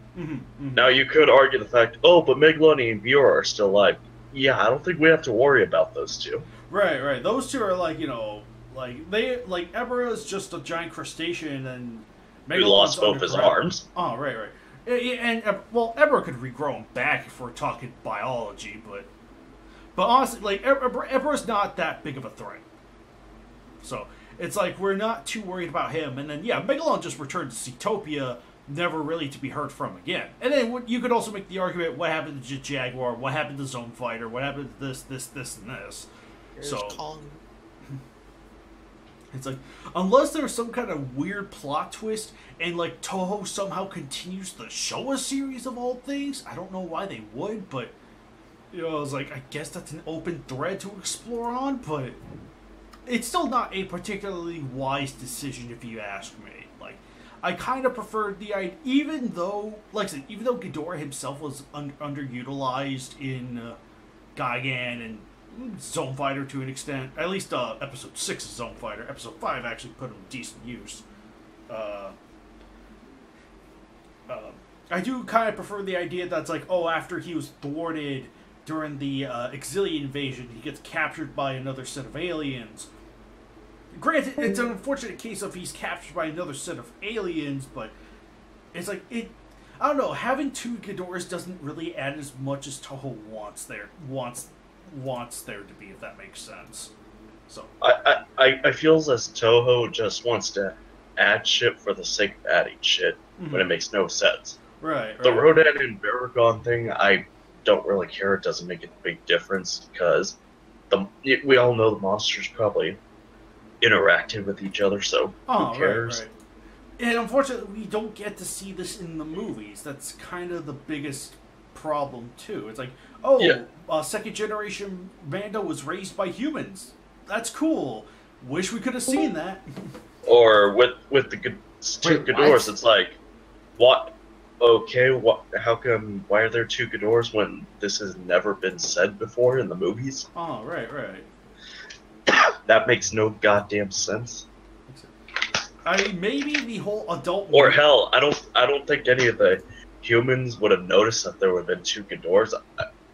Again, until Destroy All Monsters, when people finally see Ghidorah resurface in Gigan, they're gonna go, "Oh, that's the same fucking Ghidorah." The same creature, exactly. So it's not like if the Nebulans acknowledged, "Oh, we found this lesser creature roaming about in space and we captured it for our own uses," okay, that would have been all right. If the Nebulans or the Grogan said, "Oh, there's actually two Ghidorahs, or there's more than one than you think," then yeah, then it would make some sense. But considering how they never said it, this is just pointless. Right. There's like no real point to there being two Ghidorahs other than just because. What are we talking about? Multiple Ghidorahs in the Showa series. Oh, that again? Whoever's genius plan that was. Someone from Toho. Toho, you... God damn. Toho, you didn't know now. I'd say we've descended to 5 now. Speaking of which, actually interesting to note that there are also multiple Ghidorahs in the Rebirth of Mothra series. I know that sounds stupid when I say that out loud because we have Death Ghidorah, but what I'm trying to say is that there are multiple Rebirth of Mothra Ghidorahs, I mean, that I could buy. Well, that I could buy because there's at least 2 different species of Ghidorahs. Right. You would think there would be more than one of each. Right, right. See, like I said, that timeline makes sense, but when you think of Showa, you just think of the King of Destroyers or King of Terror. King of Terror, Just Destroyer World, yeah. Yeah, just that one Ghidorah. Right, and only making there one would have, given him the sense that he is this lone destroyer of worlds, not a whole species. So, I don't know. Had it been made more clear that there were multiple Ghidorahs in the Showa timeline, I think it would have been viable. But just, yeah, it's one that I just feel like, yeah, as you said, knowing the fact that there's just another Ghidorah flying around by the time King Ghidorah is killed is just rather kind of pointless in hindsight. Yeah. So, don't get me wrong, the movies were obviously made up on the spot, so it's like, duh, of course something like this would happen. But then again, this is the same studio that tries to make a big deal over height difference, but never does in the actual movies. Yep. Oh, yes. Oh, like, it's so dumb. Height differences are dumb. Because it's Oh, like... look at Gorosaurus. He's 30 meters tall. Oh, look, he's as tall as Godzilla. Right, right. He's... Same thing with King Ghidorah, 100 meters tall, but is about the same size as Godzilla. Yep. Yeah, like I said, the movies were made first, the numbers came after, and the numbers were not thought out. They were just, what sounds cool? And apparently, it worked. People buy into it. I know I did. That's why Yeah, Toho just likes to just add stupid bullshit to their whole franchise, like height differences, 2 Ghidorahs, Godzilla 98, etc.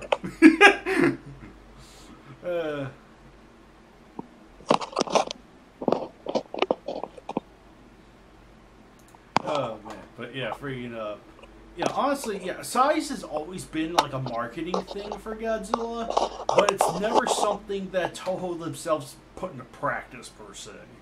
So it's like, yeah, it's rather meaningless. It's something I actually picked up on when I was creating the stats for the KWCE when I was reworking through all of them. It was like, when you really think about it, they don't matter too much. As long as you get the idea that, oh, Bylante and Colossal Titan are part of the large class, or that Frankenstein and Bagheera are smaller, who really cares? Yeah, like height difference. Yeah, I mean, it makes sense that, like you said, Bylante has a bigger height difference because we actually see it in the movie. I could believe that's a monster way taller than anything, and like you said, with Santa, Gyra, Frankenstein, Being Baragon, I could buy monsters. them. Yeah. Right, right. Just because that's how they are depicted within their movies, so... That makes sense. But like I said, this is Toho. They do stupid shit all the time. Some of them... And we expect, and they always expect us to love them. Right. I will say, the Baragon Rodan, dynamic could have been interesting, but like I said... Yeah, like I said, I mean, I don't mind that, actually. Because all these kaiju are hanging out at the island, you would expect them to have some sort of interaction. So yeah, I kind of like that, actually. Right, and to a degree, it actually gives Rodan like a certain sense of empathy to a completely different species. Something, funny enough, you get to see in the Heisei movies, when he technically considers Junior to be one of his own. And to further go on that, if you buy into the theory that it's one of the Rodans who survived the original movie, then it would kind of evolve his character a bit more by taking Baragon as his adopted child. Yeah, totally. It gives Rodan a lot of depth than you would think, and I like that. It's just unfortunate this is only supplied supplementary material and not focused on in the main movies, which is a real shame. Yeah, see, if it was stuff like that more established in the movies like that, then I think people would appreciate both characters a lot more. Absolutely, absolutely. And that would give character to more of the monsters. Absolutely. Hell, that's part of the reason why we love Anguirus. He's one of the kaiju who gets the most character to him. Right. We know he's brave, he's loyal. He's tenacious. He's not the... He's headstrong. He's kind of headstrong in a way too. Like he just goes right into it. Like like he will like fight for you to the bitter end, even if that means getting his eyeball sawed out or something, you know. Okay. So it's like, yeah, Angus has like, you know, a clear sense of character, and that's why he's appreciated among the fans. He's just very much a character compared to others. Yeah, that's why I'm kind of not really caring for King Ghidorah that much, because there's not a whole lot of King Ghidorah to him. I mean, character to him. Right, Compared to, like, Gigan, who we know who's sadistic as fuck, but he's also a coward. Right. Yeah, like Gigan has a clear character, Ghidorah doesn't. Funny enough, the one King Ghidorah that has any characters is the GMK one. Yeah. And going back to Gigan, his character's even more strongly enforced when he's teamed up with Megalon. They have a great dynamic duo to him. Oh, total, absolutely. And yeah, Well, far more so than King Ghidorah, I will say, because they actually like do have a little bit of they go back and forth with each other. They have a plan, like. Yeah. Oh, no. I think that's the strongest instance of Ghidorah's characters when he's with Gigan, but I'm just saying the better duo is Gigan and Megalon, even though I still like the Gigan and Ghidorah duo. yeah. Yeah. I just think there's more to Gigan and Megalon as a duo than the other one. You could actually see Gigan and Megalon are actually having more fun. Oh, right. Quote unquote fun. Yeah. Let's kick the shit out of Jet Jaguar. Yeah, have one hop around, the other one orders him. Hey, what about the giant eagle, am I right? Oh my god, that was fucking stupid as well. Do you guys remember how the forums kind of exploded when Yes! that news happened? Oh, the forums, the fandom, everyone blew up upon hearing that. Next up on the KWCE, Giant Eagle versus everyone. Yeah, Giant Condor versus Giant Eagle. 2 separate slots. Again, like the two Ghidorahs, it's just useless. It's just useless shit that didn't need to be added in the first place. Oh, right. It's just there to try to stay more relevant. Wasn't there like a booklet that said there were multiple gore sores? Yeah, it's probably some. Did this happen? Well, even though there's no proof of it. I also don't think it's maybe the case. I think they just they think like, oh, we need to retcon this. Let's retcon it. And But they didn't need to in the first place. Right, there's no real need. I completely agree. I completely agree. In the dream, it's I just think giant it's- condor. I think it's maybe they got questioned and we're just like, just fix it. We're just like, okay, and then they do it, and then everyone loses their mind. It's like, are you kidding me? Oh, right. It's not. It's. I don't know. For me, it's like it doesn't really add much. Like I said, it's like the double Ghidorah thing. It doesn't add much, but it's still weird. That's like It's just a bunch of nonsense. Right. Why would you want to make these two separate things, even though the giant eagle is just made up of stock footage from the giant condor? It makes no sense. Kinda glitching out. That said, as a man who likes to reinvent giant monsters, I'm like, ooh, a giant monster. I'd like to take this in a different direction. Again, I have nothing against like, adding to the characters of the kaiju, like, again, with the Rodan and Battleground thing, but when you say shit like 2 Ghidorahs, then giant eagle, no, you're just doing it wrong. Right, yeah, totally. Yeah, it's definitely... That's 1954's Minya's mother, maybe? That's headcanon. That is not canon, that's headcanon. Again, I don't mind that either, if that was actually canon. Right. Oh, okay. Yeah, just making that clear, the Minya's mother being the 1954 Godzilla, to add clarity to that, for everyone listening, is that Tomoyuki Tanaka suggested in like one of his own like this is just his hypothetical situation, not something that's canon in the series. But it was not canon remark. Yes. That's what it was. Yeah. He made the suggestion that the main Showa Godzilla was the father and that 54 was Minya's mother. So, which is, I think that's a really interesting idea. It's not one that I agree with because of the tone of the first movie, but if you were to kind of like, I don't know, I guess if you were just to say, remove, I don't know, it's just kind of like, treat it more like, oh, Godzilla attacked Tokyo in 54, without the extra, like, weight and nuance to it, it was like, okay, I could see that. You know, it's kind of weird.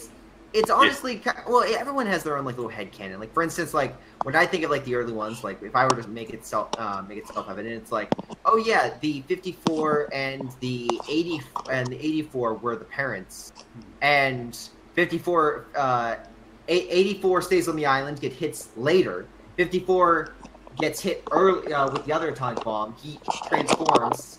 And then the other one after is just the kid. Like, you could literally make up your own headcanon on regards to how the Godzillas make up. Doesn't make...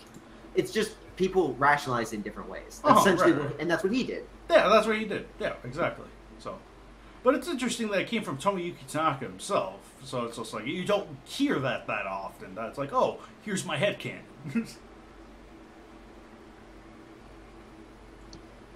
But, yeah. I think... Oh, man. Dang it. Dang it, destroy all monsters. Why did you not focus more on the monsters? Dang it. It's like they brought in several monsters for no reason when you could have cut it in half. Well, Again, just have Godzilla, Rodan, Anguirus, Mothra, Gorosaurus, and King Ghidorah. Yeah. That's perfectly fine. All right. Narratively speaking, I agree. But let's not forget that the movie's selling point was there's a shit ton of monsters in this movie. You get a monster, and you get a monster. Yeah, but like 3 of them only show up for like Great Shot said, like 5 seconds. Yeah, I said that. And hell, in the case of Baron, one of the shots you can't even really see him. He's just floating. Yeah, He's just he just looks like a brown blur. Manda gets one action sequence, and then he or she just stands in the background watching. Yeah. And Baragon just shows up on a tiny TV screen and just watches too. And Kamonga's first scene is fucking stock footage. Yeah. To be fair, they were guarding the exits. They were ensuring Ghidorah couldn't get away, and you know they didn't have to try. Great shot. I don't think Ghidorah has to worry about them guarding the exit when he could just fly straight up. They're gonna be worthless. They're gonna look at Ghidorah, knocks over the main offenders. He's gonna look at the other guys. They're gonna say, Ghidorah, we're gonna make sure you don't escape. Ghidorah says, oh, okay, and then just flies off. They look at Baron like, you gonna chase him? He's like, are you kidding me? Baron says, don't make me glide after you. I can get you. As he slowly descends to the ground as Ghidorah keeps flying up. I'm gonna get you. I'm gonna get you. Oh. Oh, Lordy. Unfortunately... No, imagine if Zonefire was there. Ghidorah would just be shitting himself. Oh, absolutely. I mean, if you think about it, Zonefire able to do what Godzilla, Anguirus, and Gorosaurus did all by himself. That's what I was actually going to point out. Maybe that's why they said lesser, weaker Ghidorah, too. But even then, it took 2 monsters to fight Ghidorah and Gigan. So it's like, it's even more pointless. Yeah. Again, yeah, it's like... But I think it's actually kind of cool. When you think about it, Ghidorah was always kind of weak. A baby took down Ghidorah 2 times. A baby Mothra and then a baby Godzilla. Yeah. Also, what do you think about it? Ghidorah's 100 meters tall, right? Yeah. Gorosaurus was only 30 meters tall. The 30-meter monster knocked down the 100-meter monster down with 1 kick. Yeah. Darn straight. Again, that makes no goddamn sense when you try to bring in the weaker Ghidorah. Listen, I'm not sure if you know this, but Gorosaurus was working out after losing to King Kong. he was ready for You that actually fight. want to know what's sad? The Japanese poster for Destroy All Monsters might have a more accurate representation of Gorosaurus next to King Ghidorah. Am I the only one noticing that? No. Don't get me wrong, the other monster's still exaggerated, but still, I think at least Gorosaurus specifically might be the most accurate if you were going off of the numbers. Oh, wow. Yeah.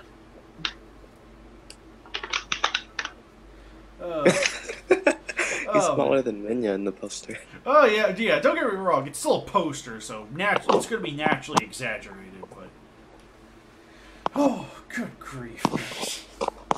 Yeah, so again, I really want to punch the person who came up with the two Ghidorahs right in the fucking mouth, because I'm sorry. I usually don't like saying this, but that idea is fucking stupid. Because it makes no goddamn sense. Right? It makes no So, right. you guys have been saying he's 30 meters this whole time. He's apparently 20 meters.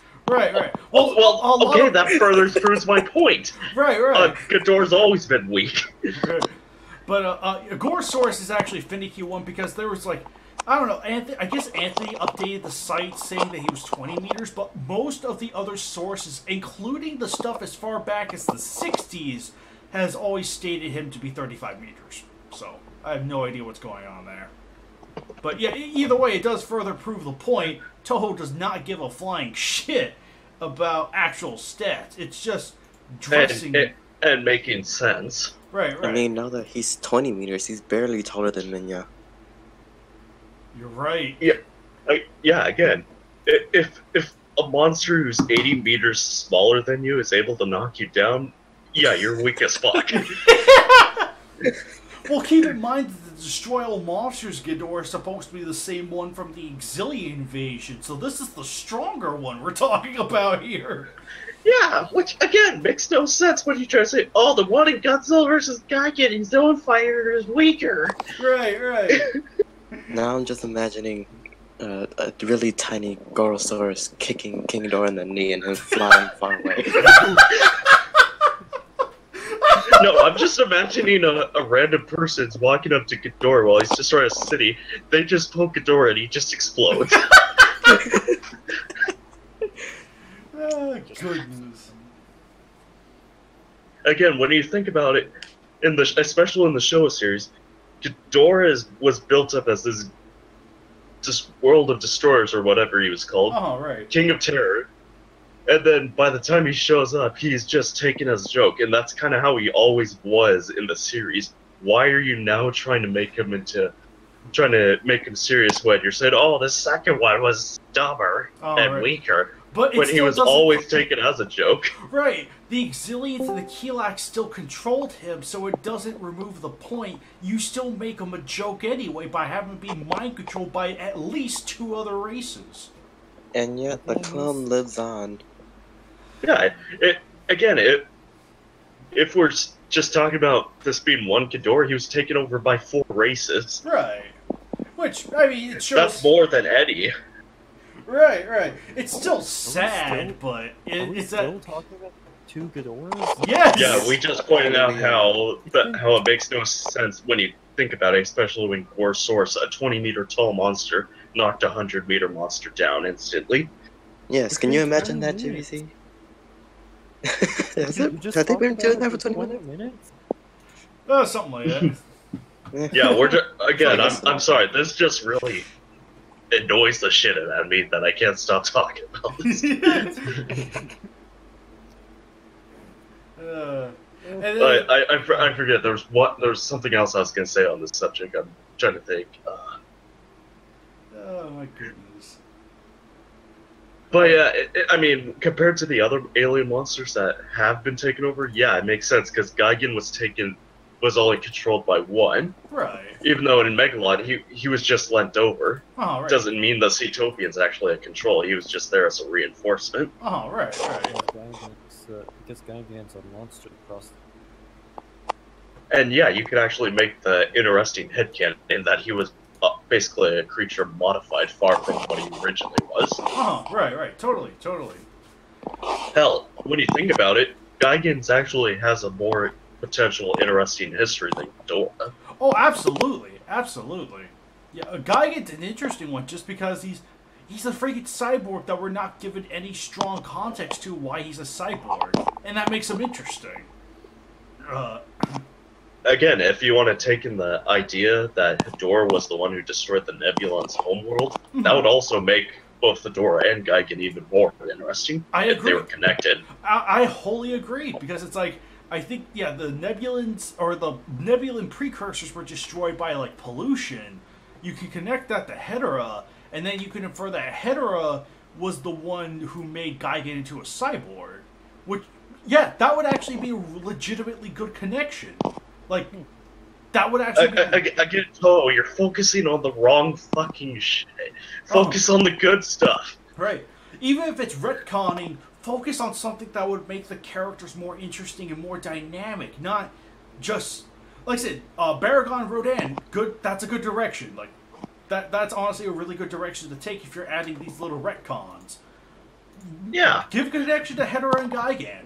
That way we can get the information of Gigan that we've always wanted, and, you know... Again, and you're building upon these well-established characters already. Yeah. That will make us even more, like, when we give us more of appreciation to when we watch those two movies back-to-back. Yeah, totally.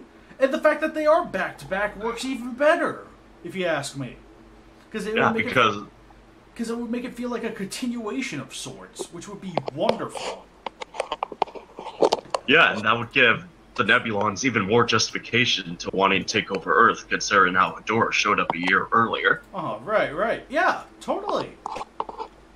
You could really do some things with it. Listen to us, Toho. Are you listening to this podcast? Stop doing two Ghidorahs and a fucking giant eagle, and stop doing 98. Please, no more. We're begging you. Focus on good stuff. Stop focusing on height differences. You don't give a shit. Oh my goodness. I will make Toho great. I will make Toho great. Toho has never been great.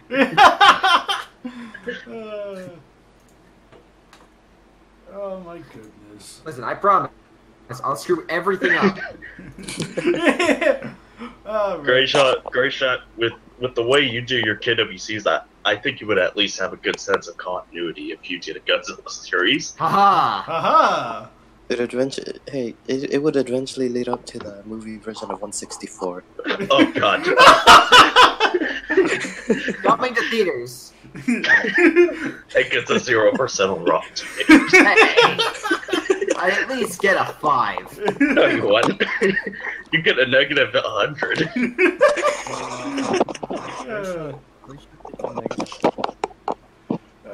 Anyway, I will. Speaking of which, I think. Ah, crap! I forgot what I was gonna say. Oh well. But yeah. Oh man, that was great. Anyway, it's been about 2 hours already, so we started this thing at like 6:40, or not 5:40. So. Also, one more thing. I wouldn't be surprised if they added another thing to Ghidorah, saying that the black hole aliens tried to take him over too. No. Here's how it's gonna go. The black hole aliens captured Ghidorah and used astral projecting to put it into Princess Nami's mind. Oh my god, that is so stupid that Toho would do it. No. They took Ghidorah just so they can use his asteroid to make the space titanium, which is from outer space. Of course. And that is so stupid that they would do it. Yes. Or they captured him so they can make a robot of him, but then they realized he got beat by Godzilla. So and then they realized, guys, then there's 3 weak points now if he rips off one of the heads. No, wait. It turns out they also...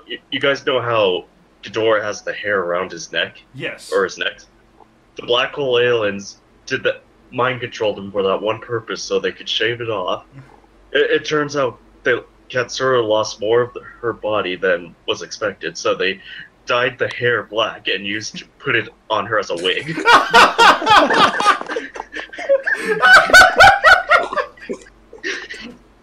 And they also graded it more to put it on Dr. Mufundi's face as a fake mustache. Yes. That's how they got their human disguises. It's actually just a wig. Yes. Yeah, all the facial hair. No, they also used his hair as coats to survive the winters of whatever their whole world was. I love the implication that all the facial hair you see on the alien human disguises could all be stemming from Ghidorah's hair. Again, it's so stupid. I could see Toho doing this. Probably. Oh, good grief. Does Mechagodzilla just have a giant razor in his left hand? Yeah. That's what happens. Freeze just. Why does the new Ghidorah have the hair on his head? Oh my goodness. And then Toho will try to retcon Katsura saying that she's worried about Titanosaurus becoming kaiju, like an evil kaiju like Rodan, Ghidorah, and Manta, by saying she was able to see into the future. Even though it was just a fucking continuity error. That was the will of the Force. Katsura is actually psychic. Oh god. And then that leads into the Heisei era, where she's actually Mickey's mom. Oh my god, this is even dumber. This is true. Despite the fact that she clearly committed suicide. No, wait, it's even dumber. Mickey's a clone of her.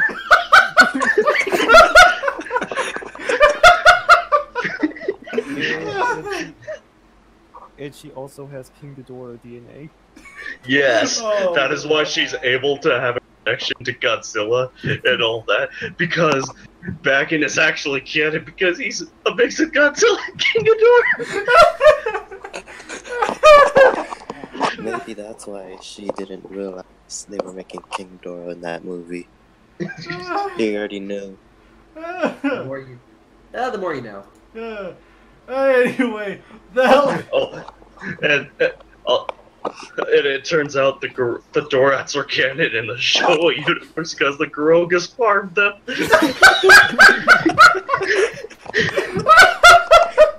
second Ghidorah is actually Heisei Ghidorah. Sent back in time. Maybe the Dorats are actually just made from Ghidorah hair. Be careful, Ultimate Ditto. You might actually make that idea good.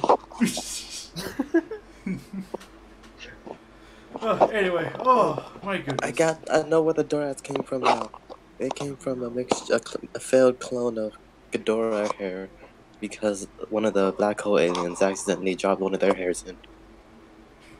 Oh jeez. Anyway, headcanon Ghidorah aside, this has been this month's KWCC, and we will see you guys next time. So hopefully next time we'll go over City on the Edge of Battle for the people that are going to see it. No, here, another retcon is that they'll say King Caesar participated in the Battle of Destroy All Monsters. Where was he in that? How come he didn't do anything? No. It's going to be retcon that Jaguar was actually active during the event to destroy all monsters. But didn't do anything. No, you see, Jaguar was actually King Kong in a robot suit. No wait.